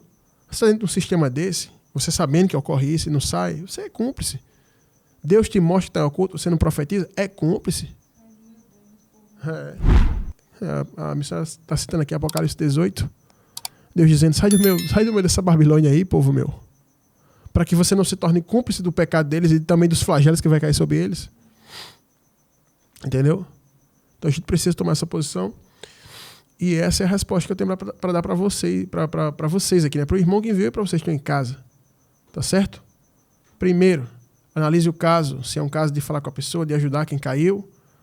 Analise, ou se é uma pessoa que vive no pecado. Depois, toma atitude, procure o corpo de obreiros, procure o pastor, profetize, enfim. E por último, não tolere o mal. O mal não pode ser tolerado. Não pode ser tolerado. Já vi várias situações, e todas as situações que eu presenciei que pessoas toleraram o mal, 5, 10 anos depois, ela foi vítima daquilo que ela tolerou. O mal tem que ser extirpado. E é o que Jesus vai fazer. A Bíblia vai dizer em 1 João, para isto se manifestou o Filho de Deus, para desfazer as obras do diabo. E eu pergunto, essa obra é de Deus ou do diabo? Diabo, então vá-se embora. Tá certo? Eu espero que você está em casa também, participe do quadro Socorro Vem do Alto, se inscrevendo no nosso canal do YouTube, no RBT Plus. Inscreva aí no buscador do YouTube, RBT Plus, R de rato, B de bola, T de tatu, RBT Plus. Se inscreva aí, Plus, tá? P-L-U-S, Plus, RBT Plus. Se inscreva aí no canal e comente que está sendo gravado. A gente vai postar esse programa e você vai comentar, e quem enviou a pergunta, consequentemente, provavelmente vai ouvir e você vai estar participando também, tá bom? Deixa aí tua visão acerca disso e a atitude tem que ser tomada diante das Escrituras, tá certo? Pessoal, para vocês chegarem depois, esse aqui é o programa Última Chamada, exibido na 100.5. Isso aqui não é uma pregação, tá? É o quadro Socorro Vem do Alto, onde os ouvintes pedem aconselhamento e direcionamento bíblico, tá certo? E a gente aqui, à luz da Bíblia, procura estar respondendo, tá? E também nossos ouvintes participam lá no YouTube. Se inscreva no nosso canal do YouTube, tá? Deixa o like lá, comente, ponha a sua visão acerca disso, é muito importante. Não seja cúmplice, tá? Não seja cúmplice.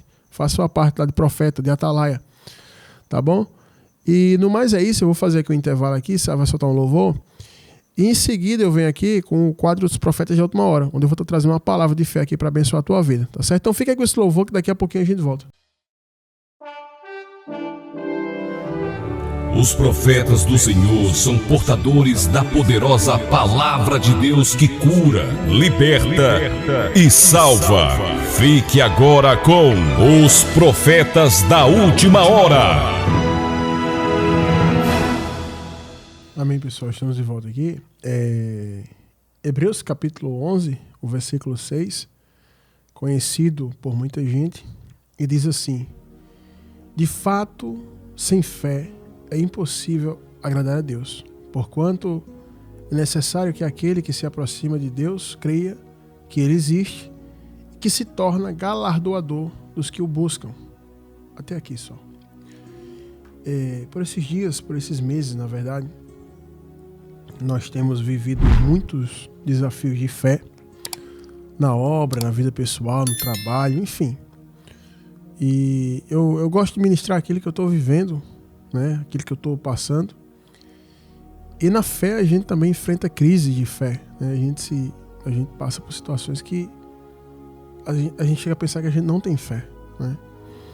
E eu queria trazer uma palavra hoje para os irmãos que estão em casa acerca da fé, porque o ponto-chave da nossa caminhada, daquilo que Deus ele traz para nós, daquilo que Deus nos ensina, é a fé. E o que faz diferença entre a gente e as pessoas que estão no mundo é a fé. A gente todo mundo é pó, todo mundo é cinza. E o que vai fazer diferença é a fé. Porque para você buscar a Deus é pela fé, para você receber o Espírito de Deus é pela fé, tudo é pela fé. Tudo funciona com a fé. E a fé é um grande mistério. E a gente tem vivido um tempo, que eu creio que esse é os últimos tempos, onde Jesus fala assim, lá em Lucas: será porventura, quando o Filho do Homem voltar, ele vai achar fé na terra? Olha a pergunta que Jesus faz. Lá em Lucas, na parábola do juiz iníquo, ele pergunta se quando ele voltar vai achar fé na terra. Então, se eu creio que nós estamos vivendo os últimos dias, é o tempo que o Senhor vai voltar, então é o tempo da escassez da fé. Onde em Mateus 24, pela boca do próprio Jesus, fala: e por se multiplicar a iniquidade, o amor de quase todos esfriará. E esse amor aqui está relacionado com a fé. É o amor pelas coisas de Deus. É o amor pela obra, o amor pela justiça, enfim. E o que faz diferença entre nós e uma pessoa do mundo, um ímpio, é a fé em Deus. E aí eu te pergunto, como é que está a tua fé? Como vai a tua vida, a tua fé? Como é que está o teu coração? Tem até uma música que eu ouvia no Circo de Oração: como vai a tua vida, né? Como vai teu coração, enfim. E você precisa analisar a sua fé. Sabe aquele carro que você tem, que você precisa dar uma manutenção nele? Diz assim: rapaz, esse meu carro tá fazendo um barulho estranho. O câmbio desse meu carro tá... Entendeu? Por exemplo, eu vou esses dias trocar o óleo do câmbio automático do carro, porque ele dá sinal que precisa trocar.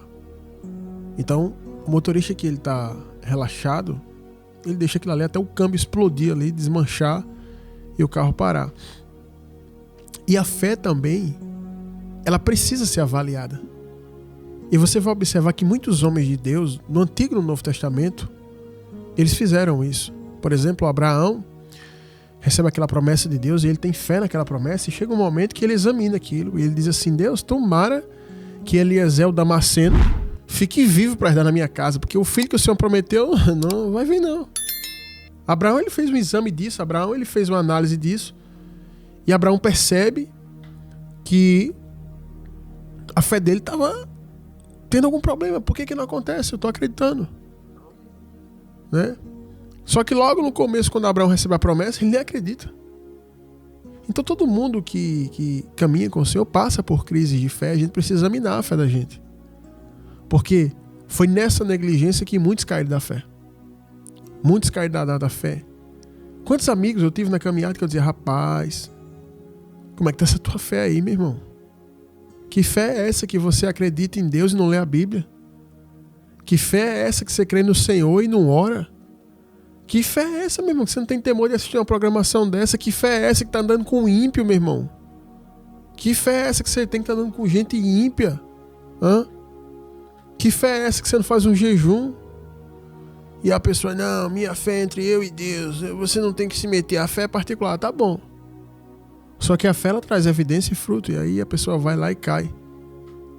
E o que faz diferença entre nós e as pessoas do mundo é a fé. Porque a Bíblia vai dizer em Hebreus aqui também, vai dizer o seguinte: todavia o meu justo viverá pela fé, em Hebreus capítulo 10. Então a gente vive não por circunstância terrena, por geopolítica, pelo que acontece na tua rua, na prefeitura, no governo do estado, no teu bairro, no governo federal. Você vive por fé. E se você não faz uma avaliação da tua fé, o check-up da tua fé, a manutenção da tua fé, você vai cair na fé. E a gente precisa avaliar isso. Tem coisa que você cria antes, agora não está querendo mais. Por que você não está querendo mais? Porque tem hora que realmente tem coisa que demora para acontecer, e tem coisa que parece que Deus, ele dormiu, ele se esqueceu, sabe? Tem hora que pessoas viveram crise de fé tão violenta que parece que Deus nem existe. Mas por quê? Ela está passando uma prova, ela está passando um teste. E Deus está trabalhando na vida dela. Ela está amadurecendo na fé. Já imaginou ali, para José, passar aquele tempo na cadeia? E aí, quem tinha fé para ficar 13 anos preso e continuar acreditando que Deus é com você e que ele vai cumprir a promessa que ele fez para você, 13 anos? Já imaginou Davi fugindo, foge para lá, foge para cá, vai para aquele país, volta para cá, foge para ali, Saul tá aqui, Saul tá ali, 14 anos sendo perseguido? Não, mas você ainda vai ser rei. Teve um momento que o próprio Davi, quando estava morando na terra dos filisteus, com Aquis, ele disse que ia lutar contra Israel. E até hoje ninguém sabe. Será que Davi ia realmente lutar? E já tinha se revoltado, não acreditava mais? Porque naquele momento crucial que Davi pegou e falou assim: eu vou com vocês. E saiu Davi e os homens dele para a batalha, que os filisteus iam batalhar contra Israel. E Davi foi morar na terra dos filisteus. O tamanho era a perseguição. Imagina como estava a mente daquele homem, missionário. Como é que estava a cabeça de Davi para Davi dizer assim: eu vou com vocês para a batalha. Aquis e os príncipes filisteus, os 5 príncipes filisteus, eles iam lutar contra Israel. E Davi disse: eu vou com vocês. E tu vai ver o que teu servo pode fazer por ti. E o rei disse: e o príncipe, eu confio em você. Você é como um anjo de Deus para mim o tempo que você está aqui. Minha vida está uma bênção com você. Só que os príncipes não confiam em ti. E aí Davi não foi. Aí eu pergunto para você que tá em casa, que já leu essa passagem. E aí, Davi ia ou não ia? Será que Davi não estava vendo uma crise de fé? Ele disse: acabou, eu não acredito mais no negócio de rei e tal. E é aí que acontece um fato na vida de Davi, na batalha, que muda toda a história dele e Davi realmente se torna rei.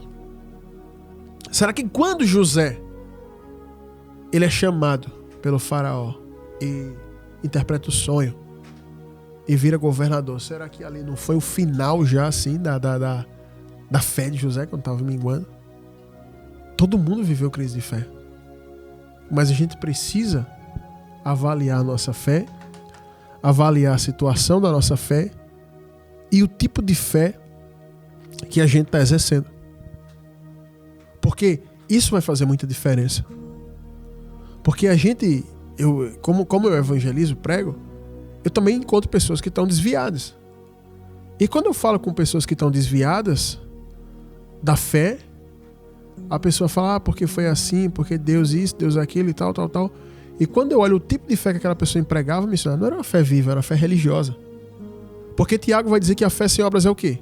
Morta, morreu a fé. Tiago disse que a fé sem obras ela é morta. E Tiago fala no contexto: eu com obras vou te mostrar a minha fé. Então tem pessoas que falam ter fé, mas não tem atitude. E a fé sem uma ação, ela está morta. Então tem muita gente desviada porque passou muito tempo dentro da igreja empregando uma fé religiosa. Qual é a fé religiosa? Eu vou para o culto, eu dou glória a Deus, eu digo aleluia, eu levanto a mão, eu vou para casa, eu volto para o culto, eu vou novamente, eu faço isso, eu faço aquilo. E essa prática religiosa de uma fé mecânica não traz nenhum resultado. E todo mundo um dia cansa de esperar. Porque se Deus faz promessa, ela tem que se cumprir. Essa é a realidade. Mas só vai se cumprir em quem opera uma fé viva. Em quem tem uma operação de uma fé viva. Pastor, e como é essa fé viva? Que eu quero operar ela porque eu quero atingir o que Deus ele prometeu para mim. Eu quero alcançar o que Deus falou que ia fazer na minha vida. Como é que eu faço para operar essa fé viva? E aí você vai e olha Josué, por exemplo, a música que estava tocando aqui antes era falando de Josué. Do que Josué fez. Josué é um exemplo de fé viva. Josué tem que tomar Jericó, a cidade totalmente fortificada com aqueles muros. Josué fica sentado ali, olhando para a cidade. De repente desce o príncipe do exército do Senhor lá e fala com Josué. Possivelmente ele passou a estratégia de como seria. E Josué tem uma fé tão grande que ele chega pro pessoal e diz: a gente vai tomar a cidade da seguinte forma. A gente vai ficar rodeando ela aí, rodeando no primeiro dia uma volta durante 7 dias, e no 7º dia das 7 voltas dá um grito e aí a cidade cai. A fé, como a senhora falou, é uma doidice. A fé é uma coisa maluca. Pessoal, analisando seriamente, quem acreditaria que uma coisa dessa podia dar certo? Só a loucura da fé. E aí Josué fala isso para o povo, e o povo também acredita. E aconteceu o quê? Do jeito que eles acreditaram. E Raabe, que está na muralha, acredita que colocando aquela fita lá, todo lugar vai ser destruído, ela vai ser salva. E ela também foi salva. E tudo isso prefigura o quê? Salvação. Então, a obra ela é feita pela fé. E a fé viva é essa de Josué. Que a direção vem e você pratica ela. Josué não ficou ali toda tarde. Eu vou aqui, ficar aqui olhando para Jericó, vou cantar aqui 7 hinos, eu levanto a mão, eu vou dizer glória a Deus, aleluia, vou deixar uma oferta aqui nessa pedra aqui de baixo, vou levantar a mão para o céu, vou vestir a roupa que Deus gosta, vou fazer assim, fazer o penteado que Jesus gosta melhor, ele quer meu cabelo assim mais pro lado aqui, mais um topete assim, que Deus... Não, ele não fez esse tipo de coisa. Josué, ele teve uma atitude, e essa atitude, essa ação fez mistério. O mundo espiritual se moveu. O mundo espiritual não é como o físico. Você não pode ficar comparando uma coisa com a outra. É uma coisa diferente. No mundo físico, eles rodeavam a cidade durante 7 dias. No 7º dia, 7 voltas e um grito. No mundo espiritual aconteceu outra coisa. O muro da cidade caiu. Então, existe uma diferença no emprego da fé. Como é que você emprega essa fé? Então tem muita gente que fala que tem promessa, que tem isso, que tem aquilo, que Deus prometeu que vai fazer, blá, blá, blá, blá, blá, blá, blá. A língua enrola, e tanta coisa que Deus prometeu que vai fazer, mas a pessoa não vê nada, tá 10 anos, 20, 15, não acontece nada. E aí chega a hora de fazer o que eu falei, analisar a fé, fazer a manutenção da fé, alguma coisa tem com essa fé. Porque se você não vai aguentar, vai acabar se desviando. Teve até uma música que eu tava ouvindo, eu acho que é do pastor Tony, que era voz de violão, gostava de ouvir antigamente, e ele canta, e vai cantando, e tem uma frase que diz assim: e a vitória fará bem a minha fé. Entendeu? Não é que você viva buscando vitória, mas é que quando você vence, aquilo vai impulsionar a tua fé. Se você fala assim, eu vou orar 30 dias jejuando, por esse propósito Deus vai fazer. Aí quando você passa os 30 dias ali sofrendo, e acontece aquilo ali, você vai se sentir muito bem na fé. A tua fé vai ser renovada. Agora, se você ora 30 e não acontece nada, entendeu? E aí você vai adoecendo. É tanto que tem um provérbio que diz que a esperança adiada, ela faz adoecer o coração, mas o desejo cumprido, ele é árvore de vida. Então, isso também se reporta à fé.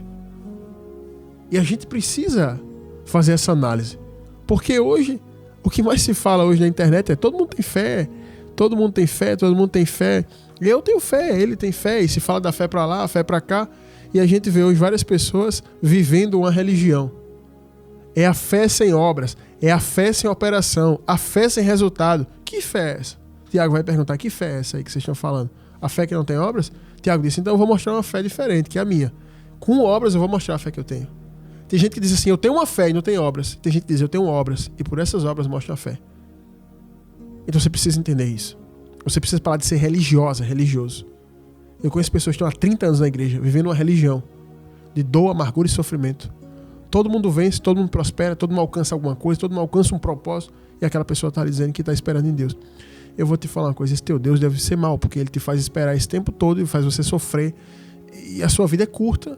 30 anos, já passou a metade da vida. Dos 30 para frente, a ladeira abaixo. Essa é real. E você só faz esperar. Tem que acontecer alguma coisa. E se não está acontecendo, tem que analisar a tua fé. Porque em Deus não há defeito. Deus não tem defeito, não tem mácula. Aí você tem que analisar a sua fé. Por quê? Porque quando você analisa a sua fé, você pode pensar assim, não está se cumprindo porque eu estou acreditando na coisa errada. Eu estou acreditando no que Deus não prometeu. Eu estou acreditando numa profecia falsa. Eu estou botando na minha cabeça uma coisa que não está na Bíblia. Eu estou esperando de Deus uma coisa que Ele nunca falou que ia fazer. Isso não está na Bíblia. A profeta falou que Deus vai fazer, mas não está na Bíblia. A profeta lá, então vai lá nela e diz, olha, profeta, tu fala uma coisa que não está na Bíblia, vai ter que se cumprir. Às vezes, quando você começa a analisar a fé, você analisa que você está crendo em coisas erradas de maneira errada. E quando você está crendo na coisa certa que é real, aí pode ser que você não está tendo uma fé viva, ativa, uma fé de obra. Porque às vezes está precisando o quê? Dar a volta na muralha para que ela caia. E não ficar olhando para ela, tentando derrubar ela, piscando o olho. A direção não é essa. Então a gente precisa fazer essa análise. A gente precisa analisar isso. E como fazer a fé ela ser efetiva, ativa e ter o resultado? Com a entrega. Tem que ter entrega. Se não tiver entrega, eu estava falando para os irmãos, não, pastor, vamos buscar na fé e vai ser na fé. Eu fiz, olha, mas tudo bem, tá tudo bonito. Mas para operar isso aí, tem que haver entrega. Você vai entregar para Deus fazer, tem que haver entrega. Abraão fez o que no Moriá? Abraão foi fazer o que ali? Jogar bola com os caras, levou uma bola, 2 traves, ficou no Moriá lá, um chutando pro outro, fazer o gol. Não, Abraão foi oferecer o filho dele em sacrifício. E a entrega de Isaac no altar fez Abraão ser quem ele é hoje. Jesus vai citar Abraão várias vezes. Certo? Então, a fé, a entrega promove isso. E Jericó caiu por causa da entrega de Josué. Josué se entregou àquele propósito e foi lá. Todo dia eles fizeram, não faltaram. Não, príncipe do exército do Senhor, eu dei 2 voltas, mas no 3º dia eu tava, sabe, uma dor na perna, aquela coisa assim, senti um desconforto na barriga, a gente comeu aqui fez aqui um maná aqui meio temperado, os caras pegaram uma coisa. Não, ele foi lá e ele deu a volta do jeito que tinha que ser, da maneira que tinha que ser. Não é do seu jeito, é do jeito que Deus quer que você faça. Como assim? A congregação tem que ser naquele lugar que Deus falou. Não é onde você quer, não é onde você acha bonito, não é onde você acha legal. Tem que ser lá onde Deus quer. Porque você pode botar onde você acha legal, bonito, é movimentado, é assim. Mas não vai dar certo aí, mesmo sendo o melhor lugar, porque Deus não quer ir. Porque se Deus fala que algo vai dar certo no escuro, numa favela, seja onde for, vai prosperar. Porque essa é a fé. Essa é a realidade da fé. Você entrega, você acredita, faz do jeito que Deus mandou e aí vai dar certo. Deus falou que eu viesse para essa rádio com meu pai morto. Meu pai tinha infartado em 2018. Deus falou que eu viesse para a rádio, que era para fazer a programação. Ele disse, mas Senhor, eu só tenho aquele dinheiro lá e quando acabar. Deus fez, eu já tenho as pessoas que vão manter a rádio. E aí eu podia pensar, não vai ter. Eu não conhecia ninguém. Mas aí hoje eu tenho contato com tanta gente boa, tanto irmão, irmã, que é bênção, que eu tenho um carinho, que eu oro, sabe? Que só de você falar com a pessoa no WhatsApp, você ama aquela pessoa. Eu tenho várias pessoas assim que ofertam e mantêm o programa. Porque foi Deus que disse. Então eu acreditei e agi. Assim que Deus falou, eu vim aqui. Meu pai morreu numa semana, na outra eu estava aqui na rádio. Porque Deus disse, é assim, acabou. Vamos começar, vamos fazer o que Deus quer. Em 6 anos aqui a gente tem ganhado alma, tem doutrinado, ensinado, libertado. Pessoas têm se convertido, se batizado, casado. Através de quê? Essa programação. Mas tem ação. Agora, se você fica sentado, só ouvindo, é aqui e ali, não faz nada, essa tua fé aí, eu vou te falar, não vai promover nada na tua vida. Daqui a um tempo você vai se desviar, vai sair da igreja. Não vai aguentar, não aguenta, porque é muito tempo, só a repetição, sabe? Sabe aquele negócio que o pessoal chama de rotina, de coisa chata? Pronto, você vai ver isso aí. Abuso de ir pro culto, abuso de ir pra igreja, não quer mais ler a Bíblia, já não lê agora. Aí vai sair. Agora, se você com essa palavra aqui tomar uma posição de fé diferente, Josué decidiu acreditar. Josué fez, eu vou crer e vou fazer. E aí Deus operou. Então você precisa fazer isso aí. Você precisa agir. Colocar a fé em prática. Haver entrega. Tem que ter entrega. Não pode ser uma coisa dividida, missionário. Aquela fé meio dividida, sabe? Eu não sei se eu vou, não sei se eu não vou. Todas as vezes que eu agia assim, de maneira dividida, deu errado o meu projeto com Deus. Todas as vezes que Deus falava, eu ficava meio dividido. Agora, quando eu mergulhei de cabeça, que eu disse, missionário, quando você se entrega a Deus, não tem mais volta. É um negócio como se fosse pular de um avião sem paraquedas. Não tem como voltar para paraquedas. Pulou, tchau, agora tem que confiar em Deus. É assim. A fé é assim. Pulou do avião sem paraquedas. Deus dizendo, pode pular. Mas, Senhor, pula. Você pula. Pronto, acabou. Agora tem que confiar de todo jeito. A fé é isso. Quantas vezes abrindo igreja, fazendo uma coisa que Deus mandou, eu vou lá e pega um dinheiro no banco, pega esses 10 mil aqui, bota na igreja, pega 15 mil aqui, bota ali, bota 20 mil ali. Para muita igreja grande isso não é nada. Mas pra gente ter uma igreja pequena, é você assumir aquele risco de fé e dizer, foi Deus que falou. E aí? Você tem que ter essa convicção. E quando você crê, Deus vai lá, confirma, faz, e Ele opera, e teu coração se alegra, e você dá o culto de ação de graça, porque Deus falou e Ele cumpriu. E Deus é fiel para cumprir. Pode demorar 1 ano, 2, 3, e a luta ser grande, e você chora hoje, chora amanhã, e diz, eu não creio mais. Quantas crises de fé eu tive? Eu fazia ameaça a Jesus, Senhor, eu não creio mais. Eu não estou acreditando. Ai, ai, ai. E Deus pode fazer chantagem. Deus, eu sou maduro para entender meus filhos quando estão fazendo chantagem. E aí Deus sabe que a gente está chantageando ele, para dizer assim, Senhor, eu não creio mais. Para ver se a vitória chega. Você falando aquilo para... Entendeu? Para apressar a vitória, mas Deus sabe. Mas eu vou te falar uma coisa, emprega a fé viva hoje. Faz esse check-up da tua fé, como eu falei. Faz essa manutenção, dá uma olhada como é que tá. Analisa essa promessa, se foi Deus mesmo que fez. Faz essa análise que você vai encontrar. E depois emprega a fé viva, operante. Entendeu? Agindo dentro da direção, que vai dar certo. Eu tava com o irmão lá na igreja endividado, o banco ia tomar a casa dele, ia tomar a moto dele lá, ele arrebentado e só chorando, e ainda no pecado. E eu dizendo, que coisa linda essa fé. Que fé é essa? Que a pessoa vive no pecado e ainda fica ali parado esperando alguém fazer alguma coisa, chorando pra mamãe, pra papai, pros irmãos. E aí teve um dia que Deus falou com ele, a direção que Deus deu a ele foi abrir a boca de madrugada e começar a profetizar dentro de casa. Que não ia perder a casa, que não ia perder a moto que Deus ia fazer. Faltando um dia para perder a moto, Deus levantou o meio, a porta, a moto foi paga, né? A casa foi resolvida, a situação de atraso. Paga uma que está em dia. E foi operado, e o irmão estava lá glorificando isso até que enfim, né? Se abandonou o pecado e se levantou na fé. Essa é a fé operante. Agora a fé religiosa é aquela. Não, porque eu faço parte desse ministério... E aqui eu tenho uma carteirinha de membro e continua vendo o pecado, continua choramingando, continua procurando o ímpio e fica ali sentado sem fazer nada. Não vai operar a fé. Tem gente que, para encerrar aqui, que coleciona derrota em nome da fé. Eu tive fé, mas porque Deus assim já contou 50 mil derrotas. E tem gente que vence pela fé. Ele diz, pela fé Deus fez isso aqui.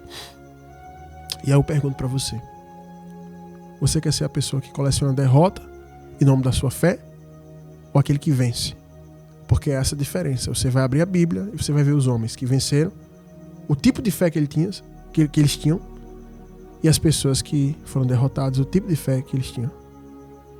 Então eu queria essa palavra aí, ela acerte em cheio o teu espírito, e você desperte aí desse sono e acorde, porque Deus quer te dar vitória. E Ele está falando isso desde o começo do programa. E Ele vai fazer na tua vida. Tá bom? Essa é a palavra que eu tenho para deixar para vocês aqui. Para você que chegou depois, esse aqui é o programa de uma chamada, exibido aqui na 100.5 toda quinta, a partir das 22 horas nós estamos aqui, tá? Então você agora que está ouvindo pela primeira vez já sabe. E você pode se inscrever lá no nosso canal do YouTube, que é o RBT Plus, e acompanhar o programa completo que você perdeu. Você entra no canal, o programa está sendo gravado, ele vai ser editado, vai ser postado e você vai poder acompanhar essa programação, não só essa, mas outras. E aí vai poder participar, comentar, compartilhar, ouvir em casa e fazer como muitos irmãos fazem, botar seu áudio de cabeceira para dormir. É o programa Tua Chamada. Pastor, bota aqui tocando e fica ouvindo e Deus vai falando comigo que eu estou aprendendo, tá bom? E também quero agradecer aos ofertantes que enviaram suas ofertas. Você que é ofertante que não enviou ainda, envie sua oferta, é importante. E você que tem ouvido, que tem acompanhado, que tem aprendido com essa programação, sendo abençoado, se torne ofertante, ajude a gente honrar o nosso compromisso com a 100.5, pagando nosso horário aqui para se manter no ar. Lembrando que estamos no ar aqui há praticamente 6 anos, tá? Então faça isso, faça parte. Pega o WhatsApp do nosso programa, faça parte da nossa lista de transmissão no WhatsApp, tá? Esteja em contato conosco para ficar informado quando vai ter uma vigília, vai ter algo da parte de Deus. E para receber o lembrete do programa toda quinta-feira, anote aí. 839-9105-6834. Para quem está na Paraíba, é só colocar 99105-6834. 99105-6834. Para quem está fora, coloca 83, que é o DDD da Paraíba. 83, aí fica 839-9105-6834. Lembrando que esse número é chave Pix, para quem usa o Pix pode fazer sua oferta agora. Oferta qualquer valor que você quiser ofertar, o que Deus colocou no seu coração, para ajudar a manter o programa no ar. E você que não usa o Pix, que vai na lotérica, que vai no banco, fala com a gente no WhatsApp, que a gente manda a conta, o e-mail para você estar ofertando e fazendo parte. Lembrando que todos os nossos ofertantes são cobertos de oração. Todo dia, às 6 horas da noite, tem um grupo de pessoas que desce de joelho para apresentar as causas e os propósitos de quem oferta, tá bom? Então faça parte junto com a gente, continue ofertando, continue orando por nós, compartilhando essa programação, comentando no YouTube, para que esse evangelho vivo e eficaz possa alcançar muitas pessoas, tá bom? Pessoal, no mais é isso, vou ficando por aqui, um grande abraço, fique com Deus, fui!